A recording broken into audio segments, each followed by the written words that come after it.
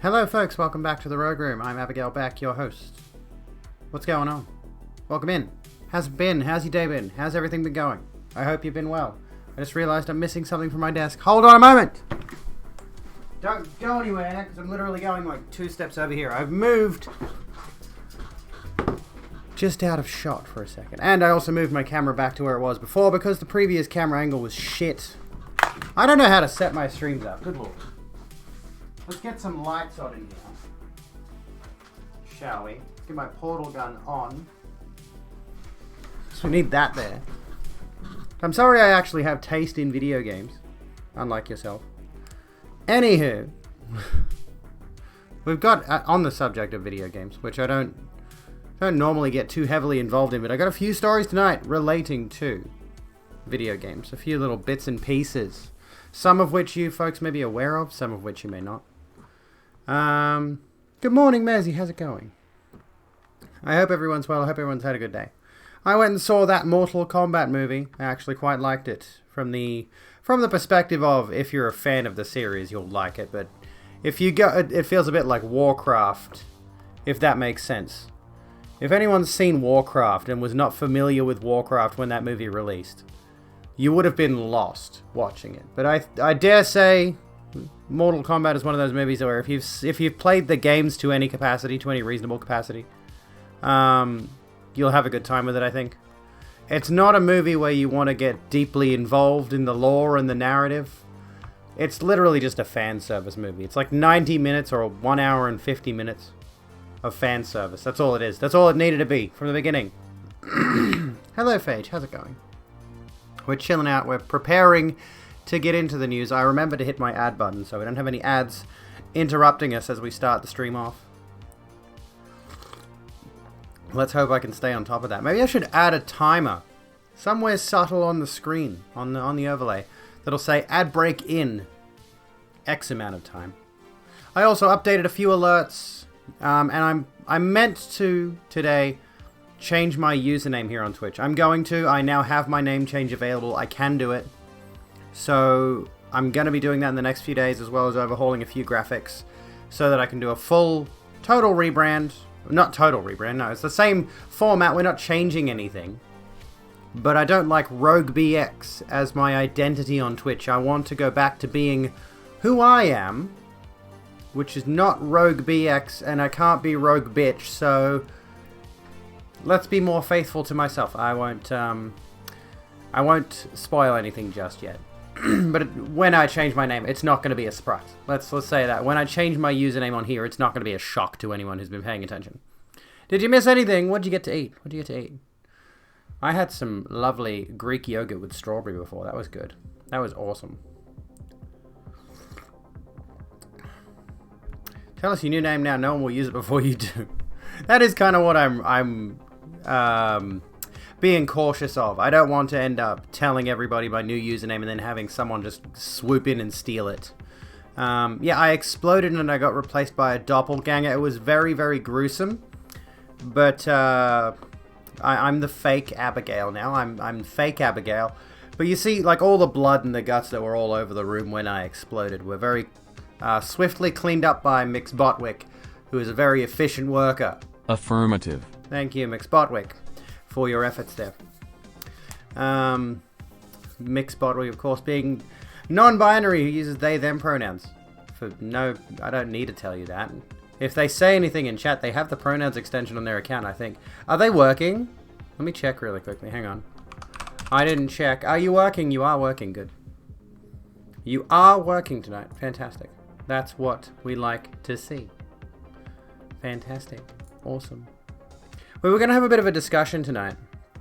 I was going to start us off with a bit of a thing around the idea of politics in video games because I posted this earlier today, which this happened a couple of weeks ago now, I think. I was on Facebook in one of the many streamer groups that I am a part of, and it was either last week or a couple of weeks ago or whatever it was. And I saw this thread, right? I saw this thread. What's bringing in most of your new viewers? Most popular answer is TikTok. This person obviously referring to the fact that a lot of streamers have been saying, hey, start putting stuff on TikTok, which I did. I did put something on TikTok.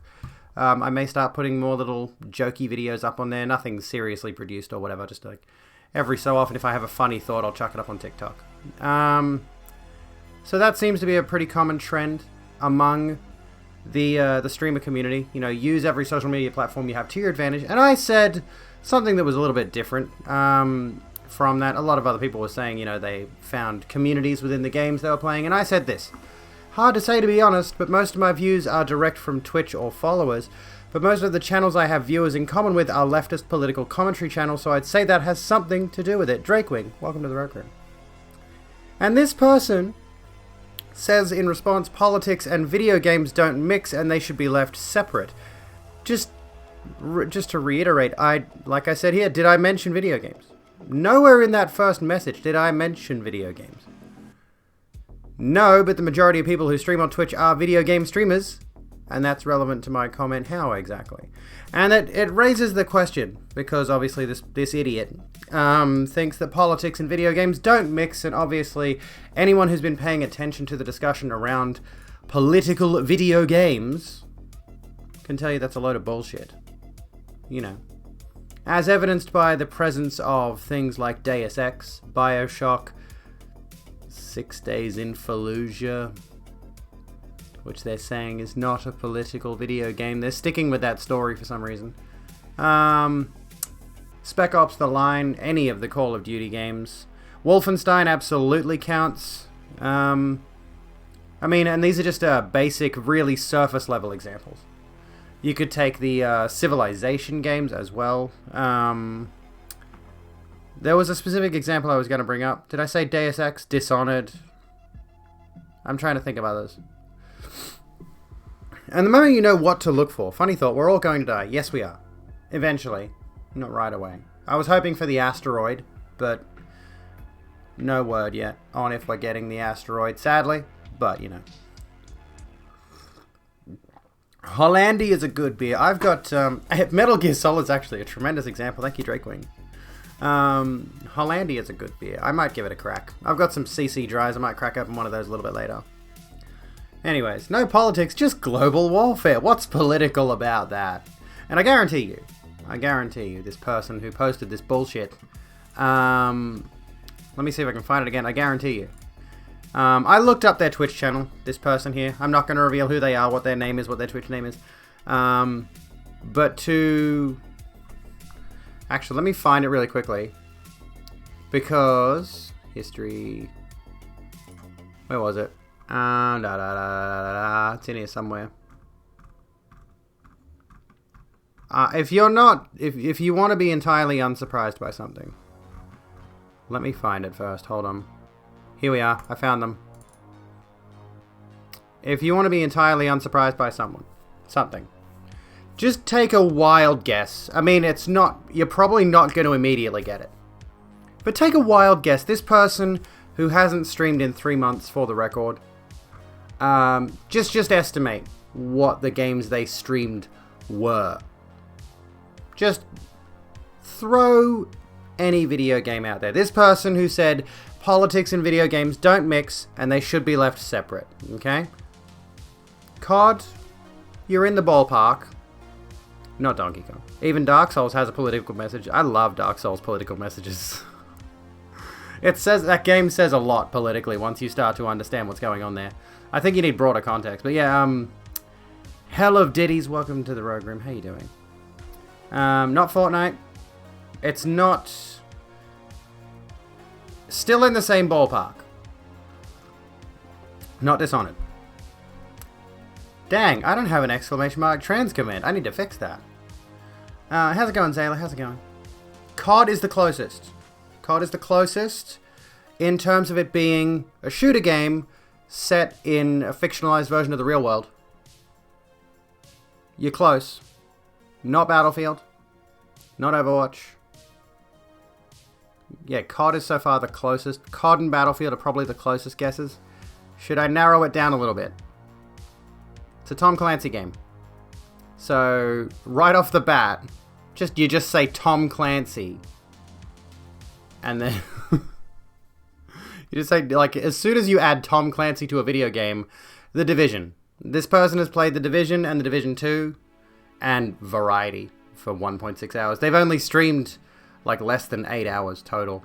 And they're in a streamer group telling me, a streamer, that, a real one, that politics and video games should not mix. The Division, for goodness sake. The Division, which is probably one of the most facetiously politically driven games in recent history that I can think of. It's so absurdly...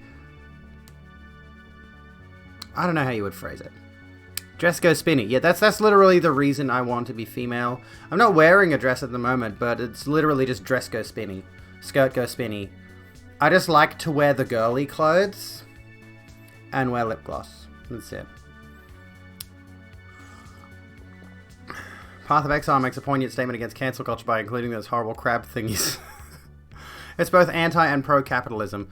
The thing that sticks out to me is one of the original trailers for The Division, if I'm not mistaken, said something to the effect of, like, those who survived the apocalypse you better have a gun or something. I forget what the exact wording was. But, right off, just off that trailer, that initial release trailer where it says, if you want to survive in the world after society crumbles, you need to have a gun. So it's already got pro-gun sentiment before the game is even out. Before the game is even released, you've got that very heavily political sentiment. I am trans, yes. I haven't played much of The Division, but I only played the trial of it. But, knowing the context of it being a Tom Clancy-inspired game, because Clancy was long dead by the time The Division came out, if I'm not mistaken. When did Tom Clancy die? I like how it automatically... Wow, Google just threw Tom Clancy under the bus. He died in 2013. Google just threw Tom Clancy under the bus. When I started searching Tom Clancy, it immediately auto-filled in games at the rest of it. Welcome to the Rogue Room Nightmare Tea Party. Setting a game in post-collapse US Capitol and charging you with rebuilding the government is political? Who'd have thunk it? Crazy. And that's the thing, is like, yeah, why would you make a statement? And I don't know how old this person is. Yes, actually. Also, do you want me to call you Doe? I've been meaning to ask. Do you prefer me to call you Doe? Should video games and politics mix? A better question is it possible for them not to? And I don't think it is. The example, was originally a child. I was born a baby. What was I going to say? The best example I can think of a very heavily political game that for all intents and purposes shouldn't be, is Knack. Has anyone played Knack? Honestly, like, be real with me here. It's a PS4 game, PS4 exclusive game. It kind of feels like it was supposed to be a mascot game for the PS4, but he's made up of so many tiny little bits that no child who would have played it would possibly be able to draw Knack, so it's really stupid concept for a mascot. But anyway, Knack has a very, very heavily war-focused, almost genocide-driven storyline. I know this because my son really loves Knack and Knack 2. He got Knack 2 for his birthday. Knack 2, baby! Before I was an adult, I was a child. Yes, exactly. And once female in utero, yeah, so exactly. We all eventually transition in some way. So Knack is a bit wild. I think is this what I think it is? You guys. Let's just take a break from the political video games discussion for a second, because I gotta respond to this. Gotta watch this. I have to admit something. I don't actually like Knack.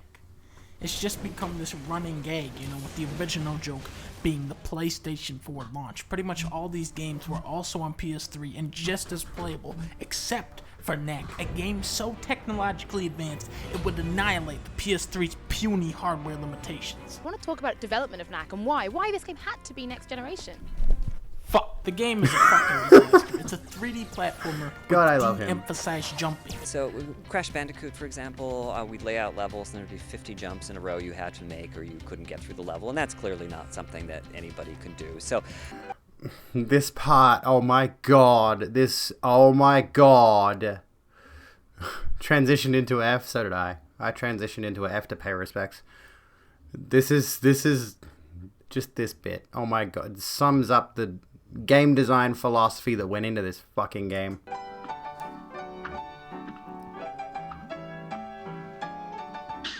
Yeah, we have platforming, but we've de-emphasized jumps within that context. Do you know what that means? That means when Knack walks over to a gap, it turns into a cutscene of him jumping over it. Welcome to the game, Knack. Even this guy, whose sole job it is to promote the game and make it sound good, is lost for words when asked to describe what's special about Knack. Certainly, I think it's, I mean, some people say that, is it necessarily, so you'll see, and also, yeah, I mean, that and That has to be edited.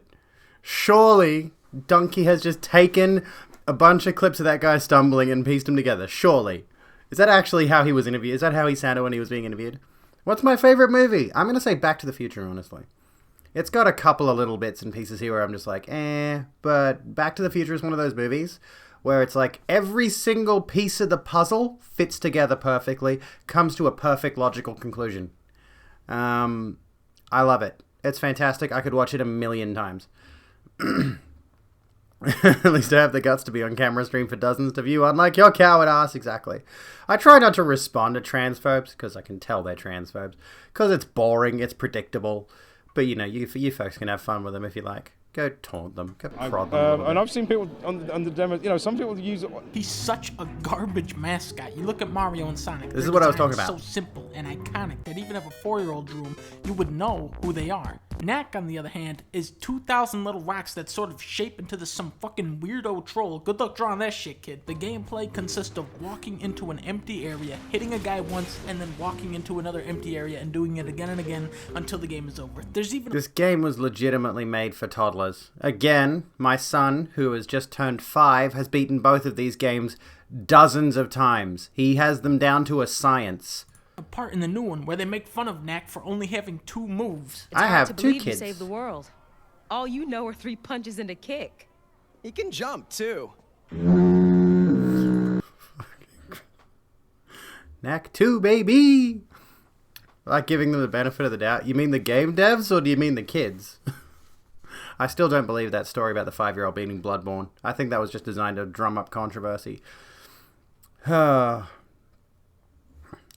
Oh, transphobes. Yeah, true. Give them a chance to forgive themselves. Knack or Fortnite? That's a good one.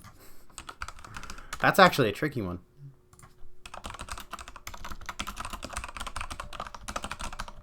Because both of them are garbage. Anyway. Go ahead. This game is a joke, and apparently Sony was Fortnite. not in on the joke. Dude, given the fact that Fortnite is a... am I allowed to... I still don't know if dude is gender neutral. I'm stuck on this. Imagine if... given that Fortnite is such a platform of a game now, so many crossovers with so many different franchises, they could do it. They could put Knack in Fortnite. I'm just saying, if they wanted to, they could. Knack 2, on the other hand, is a masterpiece. Oh, look at the graphics on that. Look at the graphics on that game. Knack is back. You can play as Ice Knack. Ice Knack, ladies and gentlemen. Ice is nice. It's like the gameplay of Knack, but with the storyline of Transformers. Is Knack 2, so... Knack has to fight the High Goblin, okay? So he can make a robot to fight a laser, okay? I'm just, really curious, though, about, Knack 2... Knack even has a new move, Dynamic Combat, Couch Co-op, Family Fun. Huh, interesting. Doesn't look like Bayonetta has family fun. Probably because this woman is a fucking whore. Look at how good I am at Knack 2. That's how you know it's good gameplay. You got this, Knack. Show us how it's done. Good job, I really Knack. want to play Bayonetta 2. I need to get a copy of it already. I have a Switch. It's one of the games I should have. Fucking whore. All I'm picturing with the money is just Shane McMahon coming out doing his stupid little dance. Keep it going. That's it. Keep going. You've almost got it. So strong. That's Knack for you. I give Knack 2 my first ever 10 out of 5, and that's just for the graphics alone, okay? Don't even get me started on the storyline. Oh, we got a tie. It's Knack and Fortnite at 50-50. Oh my goodness. Okay. Anywho's. Ah, no, don't play the playlist. Goodness, we don't have time for that. We'll be stuck watching donkey videos all night. Knack 2, baby! Knack Night. Let's get Knack Night in chat. Can we get some Knack Nights in chat? That's literally perfect, honestly. Also, would just like to deviate from the video games and politics tangent. I washed my bitch ass hair today and it looks greasy as fuck. What is going on? And 80% abstain. Yeah, exactly. So, yes, honestly, oh my god. There's a plot that I can make out of Knack, honestly. Did I rinse? Yes, I rinsed it. I think. The plot of Knack, as far as I can tell, largely hinges on an invading force of goblins attacks the human cities, and the humans get together and they draw up little war plans for how they're going to deal with these goblins. Again, this is a game geared towards 5-year-olds, and they literally start the game with a war council. Video games aren't political though, guys. 6 Days in Fallujah. Now that's a game I'd let my 5-year-old play. That's not a political video game. I think he'd be okay with that one. Playing a game that's set in the war-torn Middle East thanks to the invading actions of the United States. Totally fine. No politics there. It's alright. It's fine. It's good. It's got procedurally generated cities because they don't actually respect the culture and heritage of the people that were living there. No politics. Anyways. Yeah, so should video games and politics mix the title? Yeah, so we're on that at the moment, but we will get into some news a little bit later. Is DOA Extreme Beach Volleyball political? Yes. Somehow. Oh goodness. Lots of punching. You could make an argument that DOA Extreme Beach Volleyball is political because it portrays a bunch of very privileged people going off on a luxury vacation to a tropical island. Meanwhile, we don't know what the fuck's going on in the rest of the world. But all we bear witness to is a bunch of sexy ladies in bikinis playing volleyball and sand wrestling and whatever else. And privilege is political. The concept of it.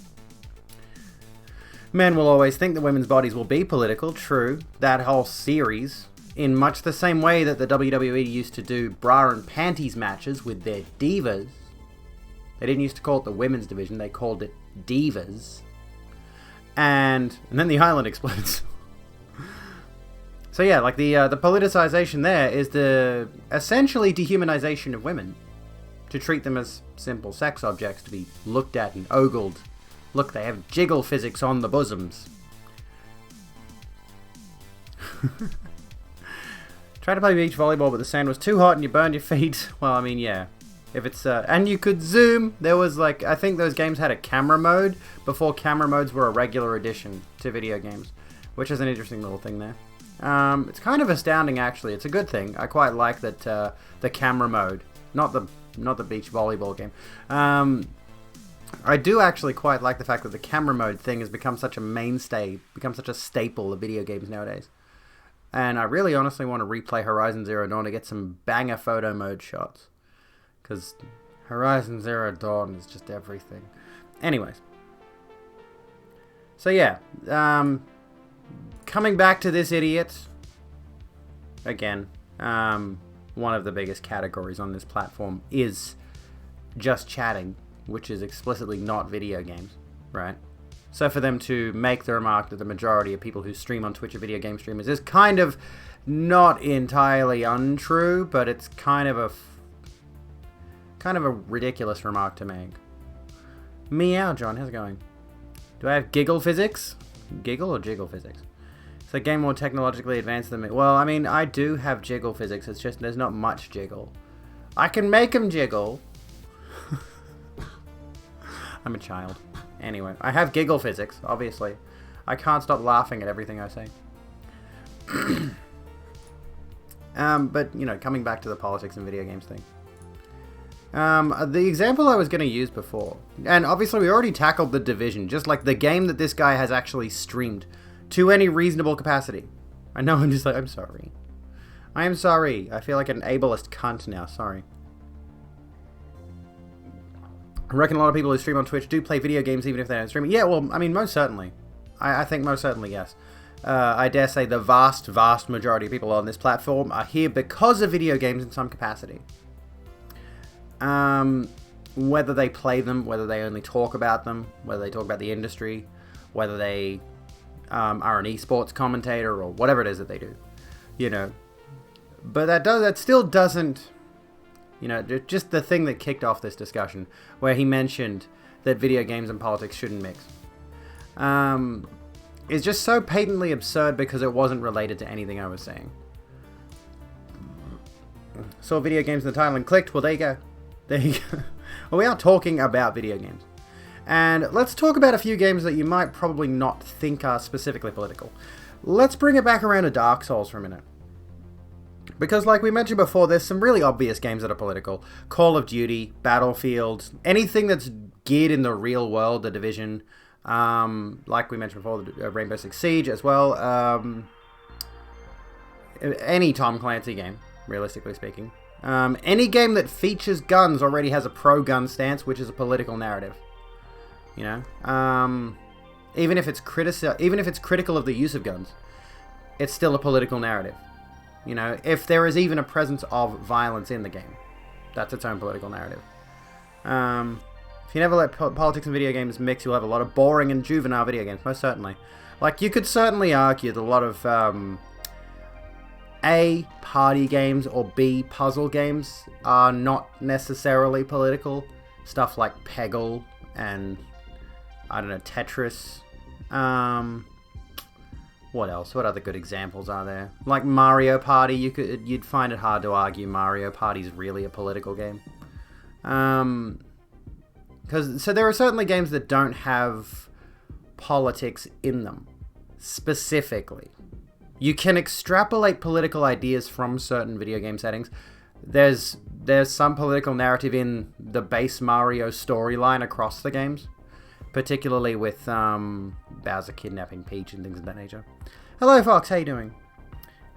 Hello, homonyms. What about completely fictional games like Halo? Well, the fiction of those games is still influenced by the reality of the world in which we live. Like, we couldn't create wild fiction. By the way, Detroit.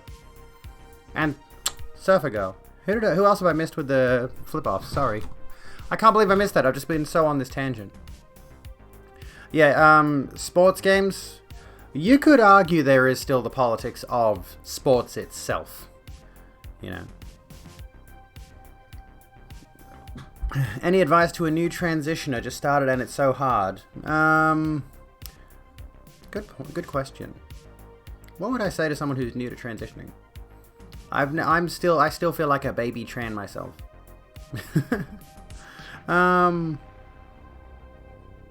Are you in a safe environment where you can tell friends and family close to you? Is the first thing I would ask. You know, without proper context, it's hard to offer advice. Yeah, what do you find hard about the idea of transitioning? Because my advice might not be, this is the problem, because there are so many different places in the world where the concept of transitioning is so difficult, typically based around legislative things. Stardew Valley's got politics in it, certainly. We could look at the fact that the mayor of the town, for example, never holds elections. It is pretty inherently anti-corporate. Like, the main, one of the main antagonists in Stardew is a major supermarket corporation. And yeah, there is the fact that the mayor of the town doesn't really allow elections for the mayoral position because nobody else really wants to go for it. So you could argue he's holding on to power unnecessarily, but it's a small town in buttfuck nowhere, so I don't think anyone cares that heavily about it. But there is still the situation around political corruption in that regard. Minor, very minor, but you know, strangle-holding power from the citizenry. Made a brick and mortar fire pit so your parents can have. Where did I get the F from? Parents can have an outdoor cookhouse. That sounds awesome. How you doing, Cobra? I think anything and everything mixes with politics. Whether people believe it or not is another thing. Yeah. See the prevalence of any time there is a game. Let's look at The Last of Us 2. We already knew that The Last of Us 2 was going to feature Ellie and her lesbian girlfriend. You know, that whole situation, like, we knew Ellie was a lesbian from the first game. It was revealed in the DLC. Dictatorship Valley. How you doing, Toyota? And when it was announced there was going to be a trans character in the game, people got up in arms about that because they were unnecessarily politicizing The Last of Us, which The Last of Us itself is, again, that kind of division situation. I'm just going to run another ad break here, sorry. We've just run out of our pre-rolls. That situation around The Last of Us already being a very heavily political game. So to say that adding in queer characters more politicizes the game, to most of us in this chat, I would imagine, it's not going to affect anyone. To most people in general, I dare say the presence of a trans or gay character in a video game is not going to affect you that much. But the reason these games become politicized as a result of the presence of those kinds of characters is because people already have strong opinions about those characters, and people who are represented by those characters, lesbians, trans people, gay, queer people in general across the spectrum. Anytime there's a person of color in a series that has been predominantly white for whatever reason, becomes political because there are policies being made, policies being drawn up. Those people's lives are already legislatively, politically geared, whether they want that policy around them or not, whether they want that political narrative around them or not. I am inherently a political person because other people say so. So by putting a trans character in The Last of Us Part 2, that is politicizing trans people on the basis of they're already politicized outside of the video game. The transphobia porn that ensued, they're just turning to misery porn, yeah. Trans man was constantly misgendered for no purpose to the story. I think the idea they were going for, and don't get me wrong, I haven't played it, maybe I should. I think the problem, based on what I've heard of the game, is like, yeah, it's unnecessary that they constantly misgendered him. However, it is to paint the picture that those people who are hunting him are bad people who inherently would do that kind of thing. It makes sense in the context of the story, but yeah, what I've heard of The Last of Us Part 2 is it's very, very heavy trauma porn. That's the problem with the people who are making a complaint about the trans characters. It's not like trans people are inherently political. On the basis of us simply existing, no, we're not. We're not political. You know, me just being here and being trans is not political in any way, shape, or form. It's when excuse me. It's when we become a heavy political entity outside of, you know, irrelevant, irrespective of anything else, that we become political. You know, hello Wolf, how's it going? Literally a Bloodborne and JoJo stand class. I don't know anything about JoJo though. What's this? Oh, hang on. Who mentioned? This is just reminding me. Who mentioned Final Fantasy? Someone mentioned Final Fantasy. I haven't played enough Final Fantasy, but what I played of Final Fantasy 15, not 14. What I played of Final Fantasy 15 very much evoked certain political themes around regency, royalty, of course. And you're playing as a bunch of, and there is the war scenario. There's a war going on of some kind. I didn't play enough of it to get much of a grasp on it. But anytime there is anything that's in that same avenue of there's a war going on, there's political intrigue, there's what other things can I bring up here? If there's racism, if there's sexism, if there is homophobia and transphobia, if there's ableism in the story, largely bigotries. But if, we talk about, for example, that end of the world scenario, again, like has been featured in a number of different situations, a number of different video games where you're, protecting an enclave of post-apocalyptic survivors or whatever it is. There's been a few games like that. And that's inherently a political narrative. It speaks to the idea of the politics of what happens after there's no government left. How are people going to politicize the remaining people, the survivors? Who's going to take up leadership? Who's going to be... what's a good example here? I do love Bloodborne aesthetics. What's on my shirt and sleeve? So we're wearing my, on the subject of political games, I'm wearing my samurai jumper from Cyberpunk, but I never played the game. It's pretty cool though. Look at this. This is sick. I love this thing. This is like one of my favorite, and it's so cozy.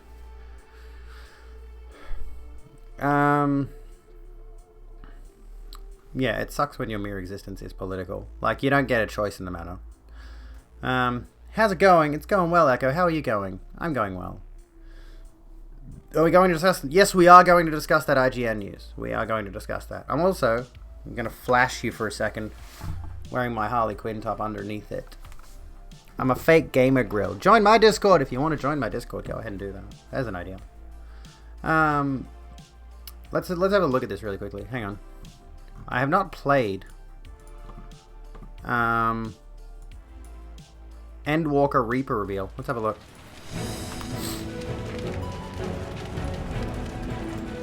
Yeah, I've never played Final Fantasy at all, aside from 15, which I barely play any of.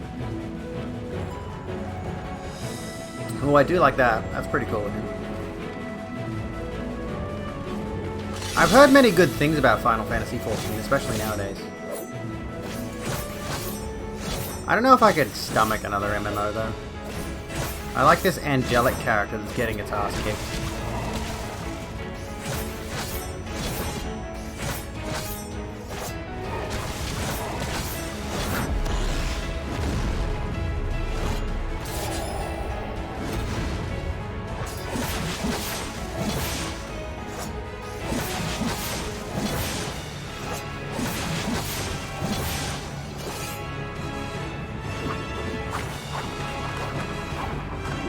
That just seems like a really easy way to cut yourself. It is very edgy. It is very edgy. Angelic wheels. We need more wheel angels. Cool ass outfits. I try my best to look as pretty as I can. Also, I'm wearing the on the subject of the Harley Quinn shirt, I'm wearing the Harley Quinn pants as well. You gotta get the pants. They're a part of the essential outfit. Just beat ME1 Legendary vicariously through one of your favorite streamers. Fantastic. Fantastic. Did you enjoy the choices they made? What kind of run did they do? I'm not sure if I'm going to play it, honestly. I already played Mass Effect 1 and 2, and I never got around to playing 3, which would be the only reason I would get Legendary Edition, honestly. Just to play through number 3. And, I don't know, it's one of those things... right, where I feel like it was a product of its time. I know that's not really saying anything. And also, you know, Mass Effect is, again, another political video game! What a shocker that is. Excuse me. They killed the fucking council. I can't remember if I did that in my run or not. A long time ago. I don't remember what my choice was. I think I left the council alive. At any rate, salutations, Earthboy. How's it going? FF14 and The Secret World are the only two MMOs you've ever enjoyed playing without a friend. Closest to an MMO has gotten to feeling like a single-player RPG experience. Well, that's good. SFW12, welcome to the Rogue Room. How you doing? RuneScape, there aren't any games that are similar. I've heard good things about RuneScape, just in terms of, like, the fun factor of it. The most political video game is Minesweeper. Unironically, there are political inclinations there. One of the things that I wanted to mention about the politics of video games is specifically the idea of taking a really hyper-fictionalized world, right? And comparing the problems of that world to the problems we experience. Now, obviously, one example we could use is... let's just use the example I want to use, right? So when COVID was... really fresh in everyone's minds and the pandemic was really just starting to kick off into gear. Oh, hello. Oh my god, I got a cat down here. There was a lot of speculation that China was actively producing coronavirus and sending people out to infect the world with it. There was conspiracy theories around this idea, right? A lot of people speculated that China actively participated in the distribution of COVID, and I think those conspiracy theories still linger around. And it distinctly reminds... Yes, Dishonored is exactly what I'm thinking of. Because as far as I recall, there was a subplot that involved the idea of some foreign entity in the world of Dishonored bringing the rat plague to Dunwall.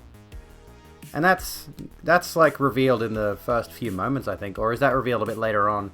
Like someone might have been actually actively involved in bringing the plague to Dunwall to destabilize the political situation, to destabilize the economy, have everybody locked down. If you're gonna sit down, sit down. Yeah. That is Zirael in the background, it is. I bought it recently. I like it. Unexpected cat jump. So yeah, like that's one of the big things. You know, if you can point to political issues that are happening in the world today, and then look at your favorite video games, you're probably going to find a number of parallels. Anyways, Dishonored is one of my favorite video games, actually.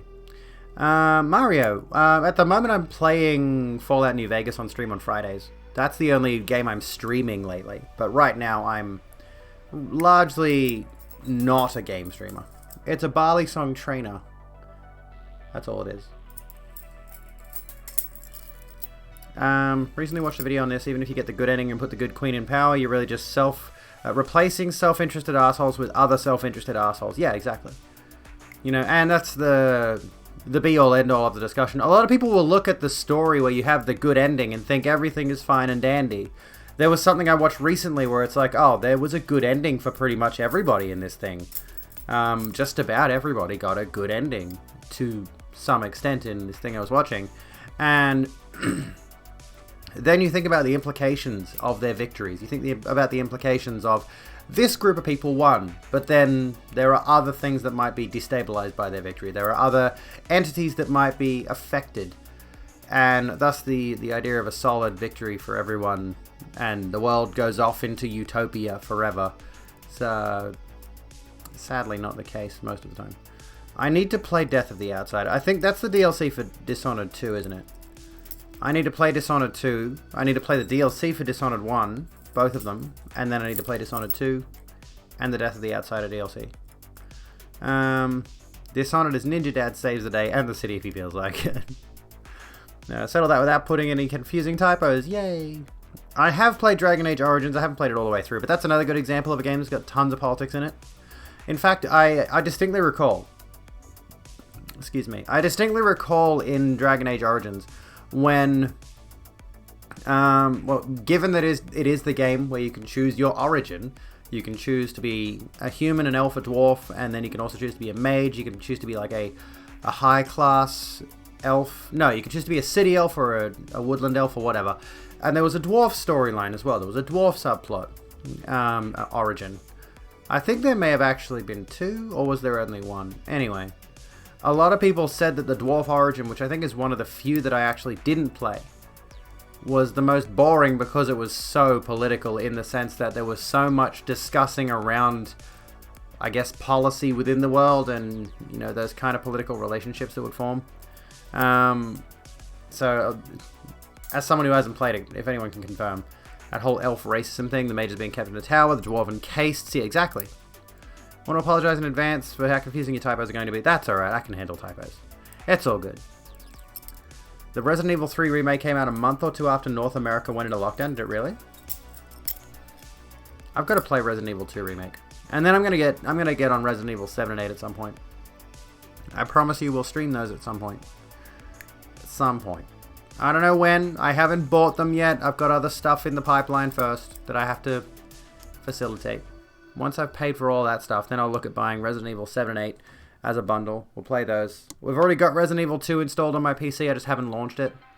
So, you know. Time will dictate everything, I suppose. Anywho.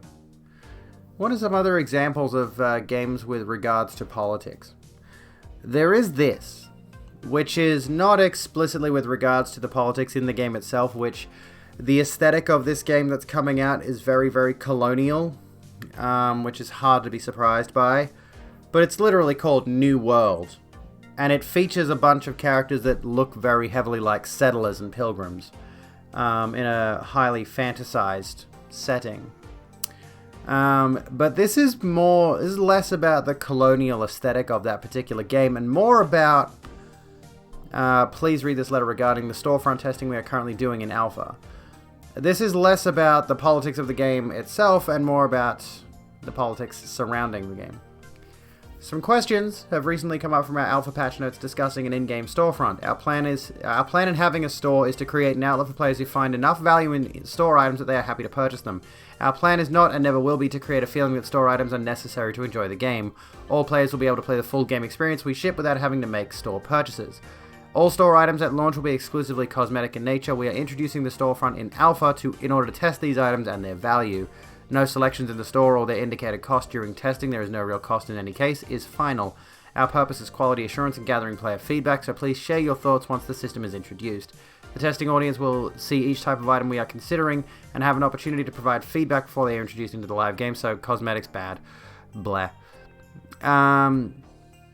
Looking towards, this is the part where it gets interesting, looking towards the future, we will also test ideas on how to offer players quality of life items for mechanics like rested experience and fast travel, both obtainable in-game and purchasable in the store. The timing of release for these types of items will depend on how players progress in the months after launch. The more players who are able to experience all of our exciting in-game content and game modes, the healthier the overall game experience will be for all players. Do you get the problem with this particular thing, perchance? Romgirl, is that how you say that? How you doing? Welcome to the Red Room. There's a hair on my face and I can't get rid of it. It's touching my lip and I'm fucking annoyed. So the situation here is that they are already indicating. Gree? Well, welcome. How you doing? How's it going, Rom? The situation here specifically relates to, and there's more, they keep going on to other things. But the very first thing that I see in this third paragraph is that they are offering quality of life items for mechanics like rested XP and fast travel. So in-game conveniences that are typically earned through some kind of in-game function that may or may not be difficult to acquire, they're deciding that they're going to offer down the track, once they've got a gauge of things, an option to skip that kind of thing to typically buy real world money. Or like some kind of in-game currency that you purchase in bulk. So that's already pretty fucking awful. As if you need to pay more money for a game you've already paid full price for, right? What is wrong with people tonight? Jesus. Can you guys shut the fuck up? God. Would it be so hard for you to keep your invasive questions to yourselves? Genuinely, I'm curious. Why would you go to a stream of a queer person knowing that you fucking hate them? You invalidating cunt. Jesus Christ. Yes, it's a butterfly knife, and I'm considering buying a real one so I can stab these cunts who keep coming into my chat and making stupid remarks. Lord, none of your fucking business. Anywho. Let's continue being nice and sweet, shall we? I'm a girl, you fuckwits. If you're baking in experience to increase microtransactions, you're making the base XP rate of the game worse to have a value product. That's, yeah. I completely forgot that point, honestly. I completely lost that point, which is what I wanted to bring up. The moment you start adding some kind of option, it's optional. You don't have to buy it. Inherently, what you're saying there is that the base game's experience gain and the base game's fast travel or whatever else, the currency gain or whatever, is not good enough, and thereby you need to pay more money to get the ideal scenario, the ideal amount. Gotta start your day. Have a good one, Detroit. Thank you so kindly for being here. Catalina is back. The less said about the less said about that situation, the better, honestly. What's my take on hook blades? I do like those. I do like Cabal's hook blades. I did see the movie today, and I loved it. I fucking loved that movie. It was fantastic. It's the exact business model of Korean MMOs. It's been the business model of mobile games forever. It's the business model of a lot of games nowadays. It's honestly so atrocious when games like Ubisoft's games, Watch Dogs, Assassin's Creed, etc., will introduce these mechanics of you can buy a pass to get 50% bonus XP, faster gold gain, or whatever else they've added to the store. When realistically, there's no reason that kind of thing shouldn't already be in the game. Why do you need to charge me $10 to get 50% bonus XP when maybe there's a merchant somewhere in the world that sells a potion for in-game currency that doubles my XP or gives me 50% XP for a while? Like, why exactly, specifically, if you wanted to add that function into the game, there's no reason you need to charge real-world money for it ever in any circumstance, other than pure corporate greed. Sorry I keep flicking with this. It makes no sense. It makes sense purely from the perspective of there are rich people making these games and they want to make more money off these games.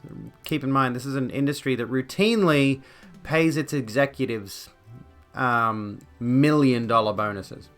Multi-million-dollar bonuses. So it's not surprising. Ubisoft is the poster child for arrgh. The Pontiac Catalina is back, the car they discontinued in the 80s. Probably the sword you want most, to be honest. They look fucking cool. I'm not gonna lie. They look fucking cool. I want a scimitar. But anyway, coming back to this for a moment, our goal with all items of any type is that they not offer an advantage that imbalances the game. We understand that this line is based on player interpretation, so we ask for your patience while we test in alpha and listen to your feedback. So what if the players say that rested XP that allows players to level up faster and fast travel that allows them to get around easier? What if someone says that what if a bunch of people say, oh look, those things are offering an advantage that I don't have? Which you do. It sounds like these are features that are already in the game and you can just, elevate them in some way. Dick Penderin, welcome. How you doing? Curved swords. For transparency on future plans, we are also contemplating but have not finalized a Battle Pass style program that would combine store items on a periodic basis. I fucking hate Battle Passes. This will also be tested ahead of time to ensure it provides strong value without disrupting gameplay for those not participating. Much further along, there is also the possibility of optional expansions which would have a separate cost. Money, money, money, money, money, money, money, money, money. Here comes the money. Fucking Christ, dude. Why didn't I get into, game production? Not game development. Why didn't I get into working for a production company? I'd be rich. One of the wealthiest industries in the world, by the way.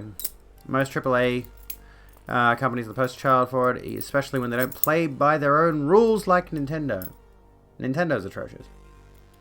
Nintendo is atrocious. All of these companies are atrocious. Really, just support indies. Honestly, just support indies. That's what you should do, No reason to support the big AAAs. There's plenty of good games out there that are not going to rip you off for the content within them. Because I have a conscience, regrettably. Yes, I have one of those. I don't know at which point I thought it was a good idea for me to gain one, but I do have a conscience for some reason.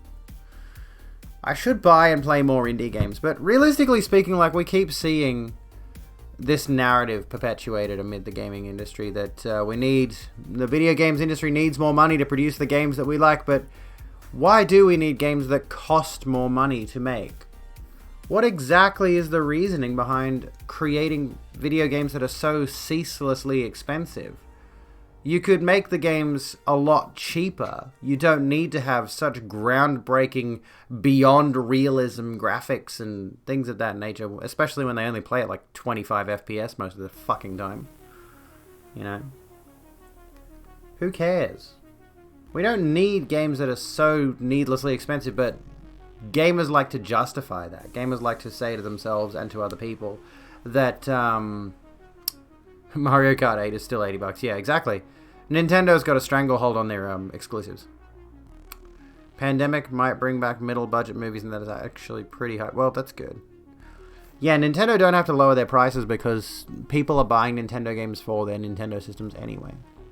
So, and those games are not available anywhere else. There was a discussion recently around the fact that Sony sells its games digitally for significantly higher prices than they're available physically. And there was talk of a lawsuit against Sony, I think, on the grounds that Sony essentially has a monopoly on their storefront. And I'm thinking to myself, if you're going to do that with Sony, it needs to be done with Nintendo as well. Nintendo is a company that needs to have that same kind of thing happen. There needs to be some kind of situation with the pricing of their games, because again, they're releasing games that came out when the Switch was released that are still at full price. And as we've seen among the gaming industry, games drop in price, games drop in value over time.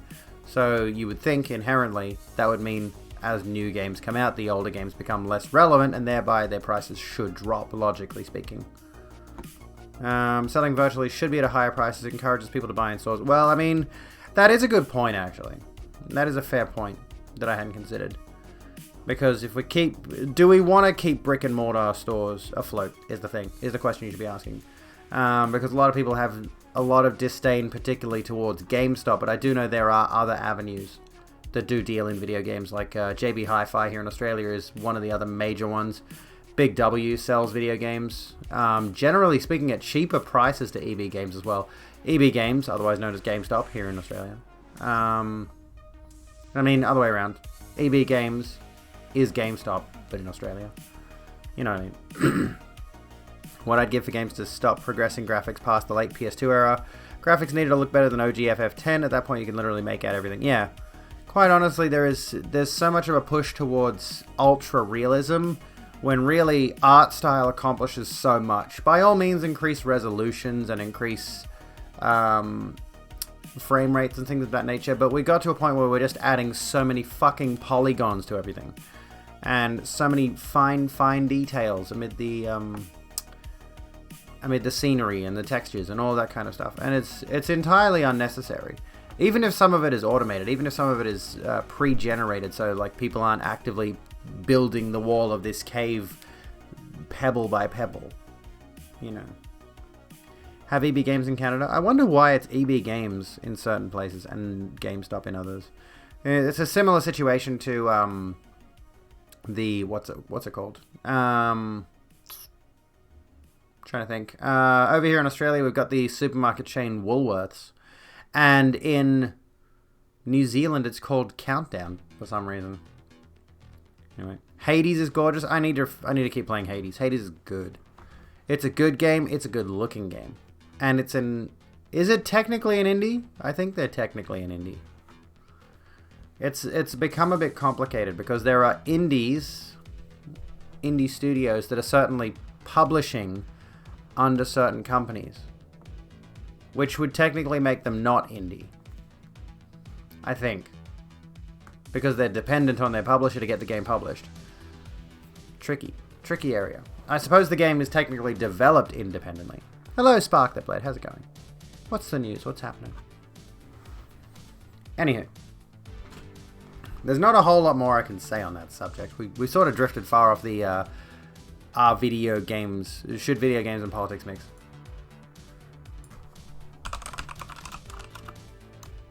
I'm going to change the title really quickly.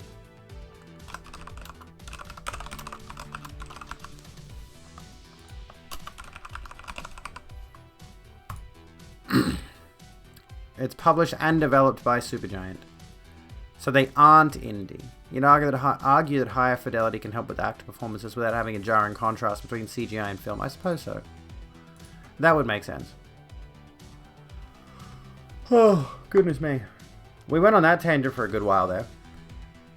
They're like B tier, yeah. They're not AAA. What are A and AA games? We have AAA. What are A and AA? ASMR stream. Anyway. What is this that I've got up over here? Let's have a look at some news stories.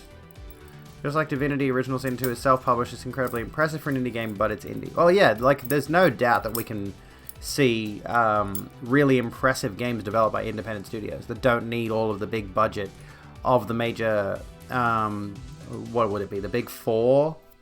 Big five? Who are the bigger studios? The bigger publishers? Ubisoft, EA, Activision, Take-Two. Is there another one I'm missing out there? I don't know. The companies that are really huge and pushing out tons of games a year. You know? Not something like somebody, when I did this last time, somebody mentioned Cyberpunk, CD Projekt Red. Capcom's a good example. And I'm like, CD Projekt Red puts out one game a generation at this point. Yeah, Capcom, from what I've seen, do really good work. I really want to play, what's it called? Devil May Cry 5 is one I want to give a crack at some point. Slightly smaller and can't fit in remotes and hearing aids. Quadruple A batteries exist. Let me look at these. Excuse me. Quadruple A batteries. Oh yeah, they're really small. They're really thin. There you go. Cat, did you just belch? What the fuck was that smell?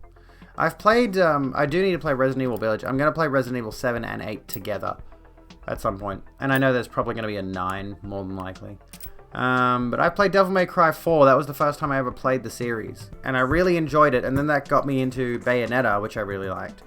But I never followed up on either of those franchises. I only played those ones and then never played any others. Which sucks. I should have done that. Anywho. Shall we go through a bit of news at the moment? We've got some news here. Played DMC 1 a year or so ago and thought it was one of the most pure fun games you ever played. I tried to play DMC 1. Something about it didn't sit with me. I might need to give that another crack. I think you can get like a remastered DMC 1 through 3 on Steam, perhaps. Bayonetta was good because the sex appeal wasn't just sex appeal, it had a reason. Yeah. Well, it wasn't just that, it was also just a solid fucking game. Had really poor mechanics and an awesome world, really. I liked the mechanics of it. I thought it was good. But yeah, I like Bayonetta. I got all the way through that one. And it's rare for me to finish a game, honestly. I have to force myself to do so on certain occasions. From that particular standpoint. Excuse me. Fixed camera ruins one, but you played as a child, so you got them at their most organic. Got to the epilogue, tried literally 1,000 times on the boss. VZ, welcome to the program. How you doing? I mean, I can understand just giving up if you've tried so many times. That's understandable. I think I might have played on an easier difficulty. You know, I got through to the end. It was a hard end boss, but I think I was playing on a pretty easy difficulty.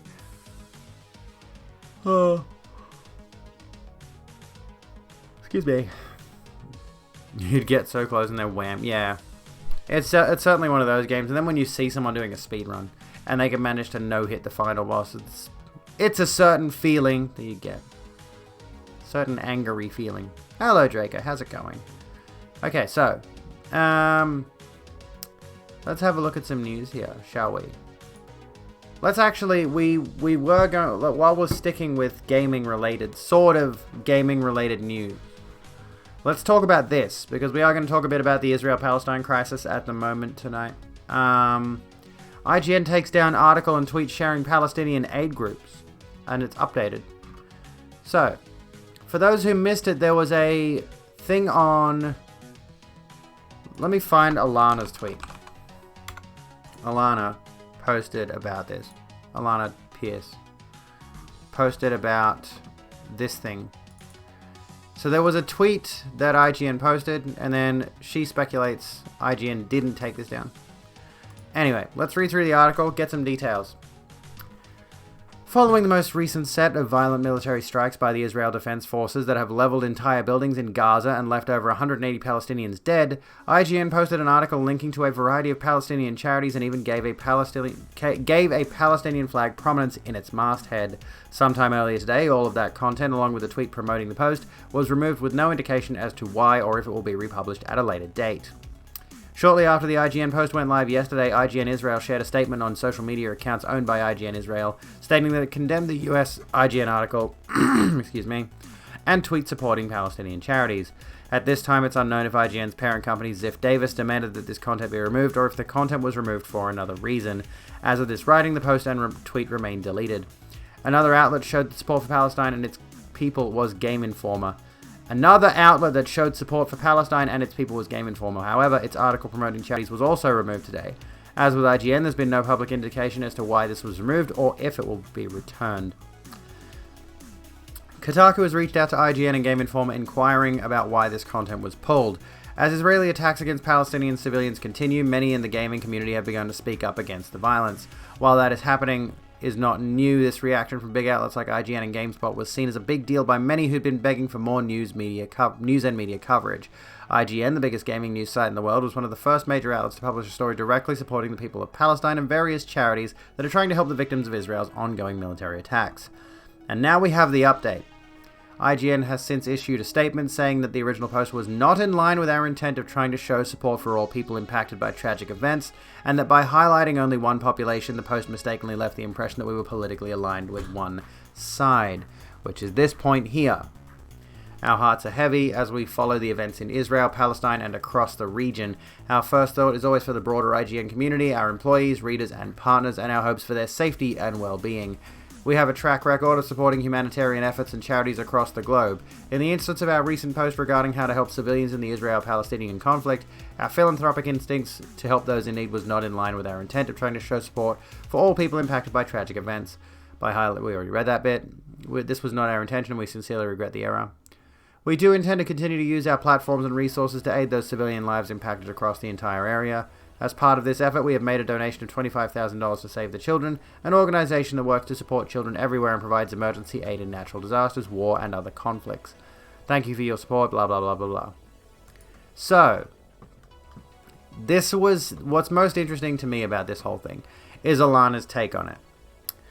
IGN didn't take this down, their parent companies J2 Global and or Ziff Davis did. Note that they also haven't removed any of IGN's other articles supporting international humanitarian aid, just this one. If you say you care about censorship but you are dead silent about this, you do not care about censorship. This reads like it was written at gunpoint, and I'm so sorry to everyone at IGN and for the corporate leadership at J2 Global and Ziff Davis demanding this of them. If you're angry at this, please don't direct it at the wrong people. Now, naturally in a situation like this, it's difficult without circumstantial evidence that suggests that yes, this has been an act of censorship, but I dare say Alana, who has, if I'm not mistaken, worked for IGN, I think she worked for IGN at some point, she'd have insider information on this kind of thing. She'd know. And it definitely reads as though their parent company would have said, hey, take that shit down, because you're siding with one side of the conflict, the complicated conflict. It's not complicated. There's nothing complicated about this conflict. It's very, very odd. Yeah, both siding this shit is insane if you can understand history exactly. Not convinced that Netanyahu is anything other than Hitler, Franco, and Mussolini in a trench coat. Yeah, precisely. It's not a complicated situation. It's very, very easy to distill it down in some ways. You've got the writing in the game. Wait, what are you talking about? The writing in that game defeats the purpose. Anyway, guessing they would have sent out an internal memo to them saying, take that shit down or you're all fired. Yeah, this was certainly a, as Alana said, this is a censorship hit. IGN thought they were doing something good. IGN thought they were doing something positive, and they were. Everyone on Twitter absolutely lost their minds at IGN actually standing up for this. IGN actually taking a stance on this thing and saying, yeah, like, and they changed their logo to the Palestinian flag in support. So it was most certainly, you know, Ziff Davis is a leading global digital media company operating in 3 core verticals: technology, gaming, and shopping. And obviously, like, companies like Ziff Davis and J2 Global, big multinational corporations, are going to want their outlets to not get heavily involved in something that's so political, so divisive, because there's a lot of potential there for them to lose customers, especially those who have a vested interest in the side of the Israelis. Other companies they might be working with might see something like from an avenue that they own and start to threaten business. That's the main issue here. The tweet is still up. Which tweet is still up? Sorting a refund on eBay. That's not good. Didn't know who to side with until this week. Now you get it. You were neutral before, but only because you didn't get it. Yeah, exactly. I don't want to acknowledge that particular situation at the moment, Draco. We'll leave it for now. The Palestinian tweet. So it's still up, is it? Let's have a look. Let's see if it's still there. They said they deleted it. As usual, it all comes down to profit. Thanks, capitalism. Exactly. This is interesting. As I look up IGN, the first results are Rami Ismail and Alana Pierce. No, I don't see anything.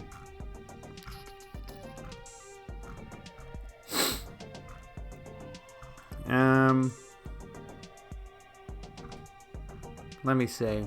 I'm not seeing anything, but there are a lot of posts over the past day, so it might have gotten buried under all this. Do they still have a pro-Palestine post up? Because it said they deleted it, and I have reason to believe they would have deleted it. If you can find it and link it to me, by all means.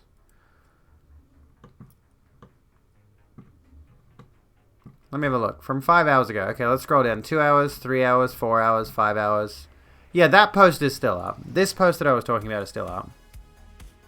Yeah, no, that one didn't get deleted. No, I'm talking about the post that was specifically pro-Palestine. Yeah, like, it was a day or two ago that it was released. And, yeah, IGN changed their entire site. Not their entire site. Like, they changed their logo, and they showed solidarity with Palestine in particular, and as a result of that, there was a lot of support for it. There was a lot of people saying, you know, IGN based and all this kind of shit. Everyone was on board with this, it seemed like. And then clearly something's come along and changed the narrative here. It has to be one of these parent companies. It has to be a form of censorship. And here's a good tweet on the subject. That face when is it that face or that feeling when corporate catches you doing something good? Free Palestine, free Hong Kong, free everyone from this bullshit. And a lot of people, the unfortunate situation with this particular post is that it looks as though IGN and the people who posted the original pro-Palestine sentiments, the tweets, that, yeah, I think that feeling one is probably the way you would phrase it. The people who are posting these kinds of things, what am I thinking? There are a lot of people who are speculating that IGN pussied out due to pressure from the community, and this is not that at all. This is clearly not that at all. Famin Face will say my face when true. President Stupid J Moron is Norwegian, I think.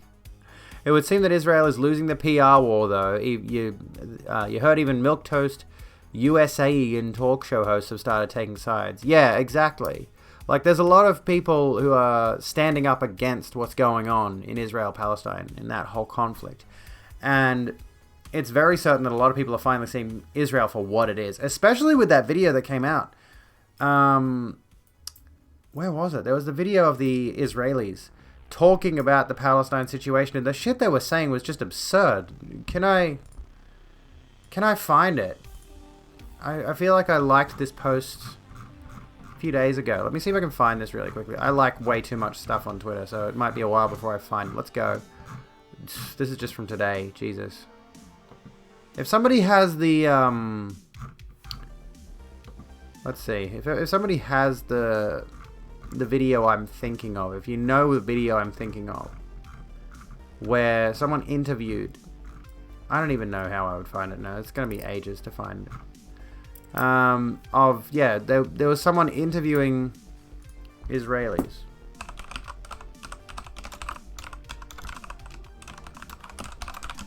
Let me see if I can Google it. Oh, I don't have my here we go. This might be it. No, this isn't it. I gotta go get my water bottle. Hold on a sec. Don't go anywhere. Hello, cat. Here you go. Look, I'll show you this for a moment. You can have a look at this for a moment.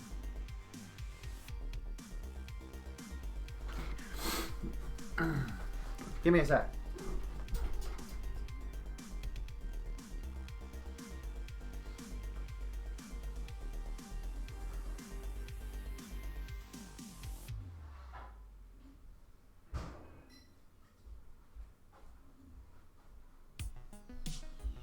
This gag is going to have to die soon because the lid on this vodka bottle is not screwing on properly anymore. Fucking hate any sort of government. That's a whole other discussion. Oh my gosh. I've got hair in my face and I can't see where it is.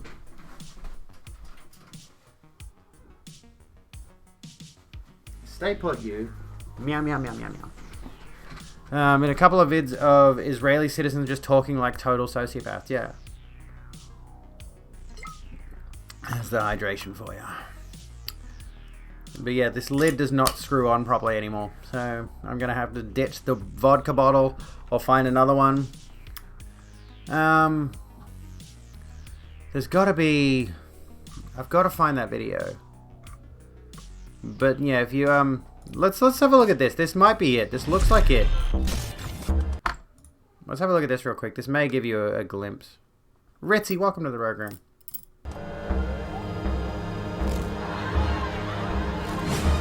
Can we skip the intro? No. What the fuck? How long is your intro? Empire Files with Abby Martin. All that? On September 12th, an Israeli Knesset party approved a plan to annex all of the occupied territories that would erase Palestine completely. Here we go. This is the part I'm thinking of. Anyone random as opposed to... And you feel completely safe and protected. I feel like we know who the threat is, and it's not coming from anyone random as opposed to in the rest of the world that could be anyone. Here we know who our enemy is, and we know that they are out to get us. Who is the enemy? Who's the enemy? That's a very good question. I don't think it's specifically any nation. I think it's the people that are so interested in being politically correct that they won't actually go after the people that are trying to cover things up. What is the politically correct? What the fuck does that have to do with anything? Go back. What did she say? Specifically any nation. I think it's the people that are so interested in being politically correct that they won't actually go after the people that are trying to cover things up. That reads exactly like vague dog whistling from conservatives. What the fuck does that mean? Yeah, we know who it is. Who is it? I don't know. That was just a gibberish sentence that honestly sounded like any Fox News talking head you could think of. I think that the Islam is it's a very bad disease, not just for Israel, for all around the world. We can see it. They think they all have to be Islam. If you're not Islam, they will kill you. A lot of Americans don't really understand what Israel's like. We hear a lot of things in the news. A lot of people are sympathizing with the Palestinian plight. Can you talk about what it's like to kind of live in this situation? Yeah, he just called an entire faith a disease. Seen this video from every leftist this week.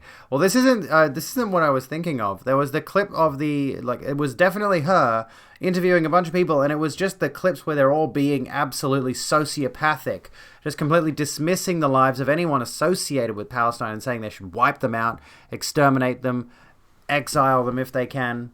It was absolutely obscene. Israel literally bombed a building that was housing international journalists. What is she talking about? Yeah. I haven't actually seen this clip specifically. First of all, it's very hard. I'm in an organization. It's called Lahava. It's against the Jews shouldn't marry Arabs. Did you say the organization did what again? The organization is the thing of it is that Jews shouldn't marry Arabs. Shouldn't marry Arabs. Why do you feel strongly about that? Because Jews is a special nation that God gave it to the Jews, and we don't want Jews to get mixed up with it, together with. You see what the problem is? Do you see what the problem is? I don't mean to get on my high horse, epic atheist fedora wearing Redditor situation, but the land was promised to us by God. We don't want to intermingle with those Muslims. Fucking ethno-nationalists, yeah, exactly. That feel Jews also a Nazi. It's very, very blatant. Yeah. All gas, no brake style interview. Literally speaking like a white supremacist. And why do you think that is, exactly? This kind of attitude. Why do you think this is so prevalent? Hello, Smudge. It's a different nation. I think Israelis have to take over, and so this clip is familiar. This part here. They have to kick them away. It will be much better. It'll be much better for who? We'll have to kick them away. Who's it much better for in that circumstance? It'll be much better for you, probably, if you could take them away. If you just pick up this group of people and put them over there, out of sight, out of mind. Yeah, it'll be better for you. But fuck all those other people. They can go live in a hovel or not live at all. Think about the words that you're saying there. Not to kill them, just to... He says not to kill them, but it's kind of also implied that they would either be killed or not have enough to survive on their own. Go back to Arab countries. You can't deal with these people. There's no need to try. There's no need to talk to them. What we can do is when they do enough harm, we retaliate. That's war, and that's the situation that any Jew who lives in Israel has to deal with. This is the problem, though, is that you guys in Israel have got significantly more, what's the word I'm looking for here? Significantly more impactful weapons, basically. More damaging, more devastating weapons. And the Palestinians are fighting back in a form of rebellion, essentially. Push them into bad land and poverty so they die naturally and you don't have to see it. Literally, yes. Palestine did nothing wrong. Yeah, they're retaliating.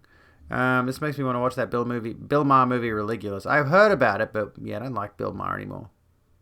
Hello, Kiara. How's it going? Hello, Gaffadil. What's going on? We don't kill them, but we don't care if they die as a result of what we do to them. Literally, like it almost reeks of the kind of situation that the settlers were involved in early on, in like the 1700s and things of that nature, where they gave blankets to the native people that would have been infected with diseases, not intentionally. But it was kind of like, we're going to trade some things with you that, you know, we're used to these diseases. Your people are not. Send them off elsewhere. All of a sudden they start dying off. Oh, that's convenient. Look, there's some land we can take because no one's living on it anymore. יש לך משהו להגיד, אומרת ש... על מה? על מה? גם ככה ערבים, מקסימום. אוקיי. בסדר בעברית? פשוט מאוד. צריך להיכנס לשטחים, וכל מחבל שעושה פיגוע צריך להרוג אותו. Oh my god. Okay, so he's saying, it's very simple, we need to get into the Palestinian territories and kill every terrorist who carries out an attack. And how are they going to determine who those people are, mind you? How are they going to go into those territories? How are they going to determine who is responsible for those attacks?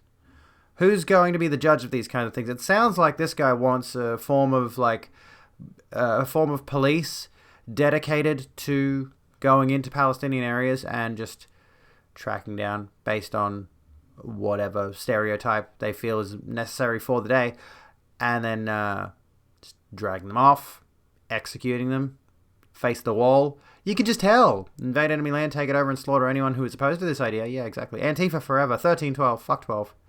Welcome to the Rogram Giusti825. How you doing? Just like the conservatives that want the sick and poor to die and die quickly. Exactly.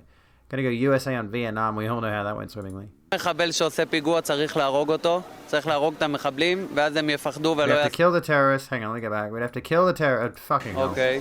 בסדר בעברית? פשוט מאוד. צריך להיכנס לשטחים. Gonna read it because I cover up some of the וכל מחבל text. שעושה פיגוע צריך להרוג אותו. We have to kill the terrorists and then they'd be afraid to cause us any more trouble. That's what they've been doing for so long now. And what keeps happening? The more you attack, the more violence you cause, the more violent... You realize the term violence begets violence. Isn't that from one of these holy texts? I may be wrong, but violence begets violence. Eye for an eye makes the whole world blind, all of that kind of stuff. So the more violence they commit, you're just going to incense and radicalize the people you are attacking, and it's not going to stop. All war efforts are designed around the idea of domination. Their entire narrative is let's keep punching down at them until they completely give up because there's not enough numbers for them to keep fighting. Yeah, Gandhi said the eye for an eye makes the whole world blind thing.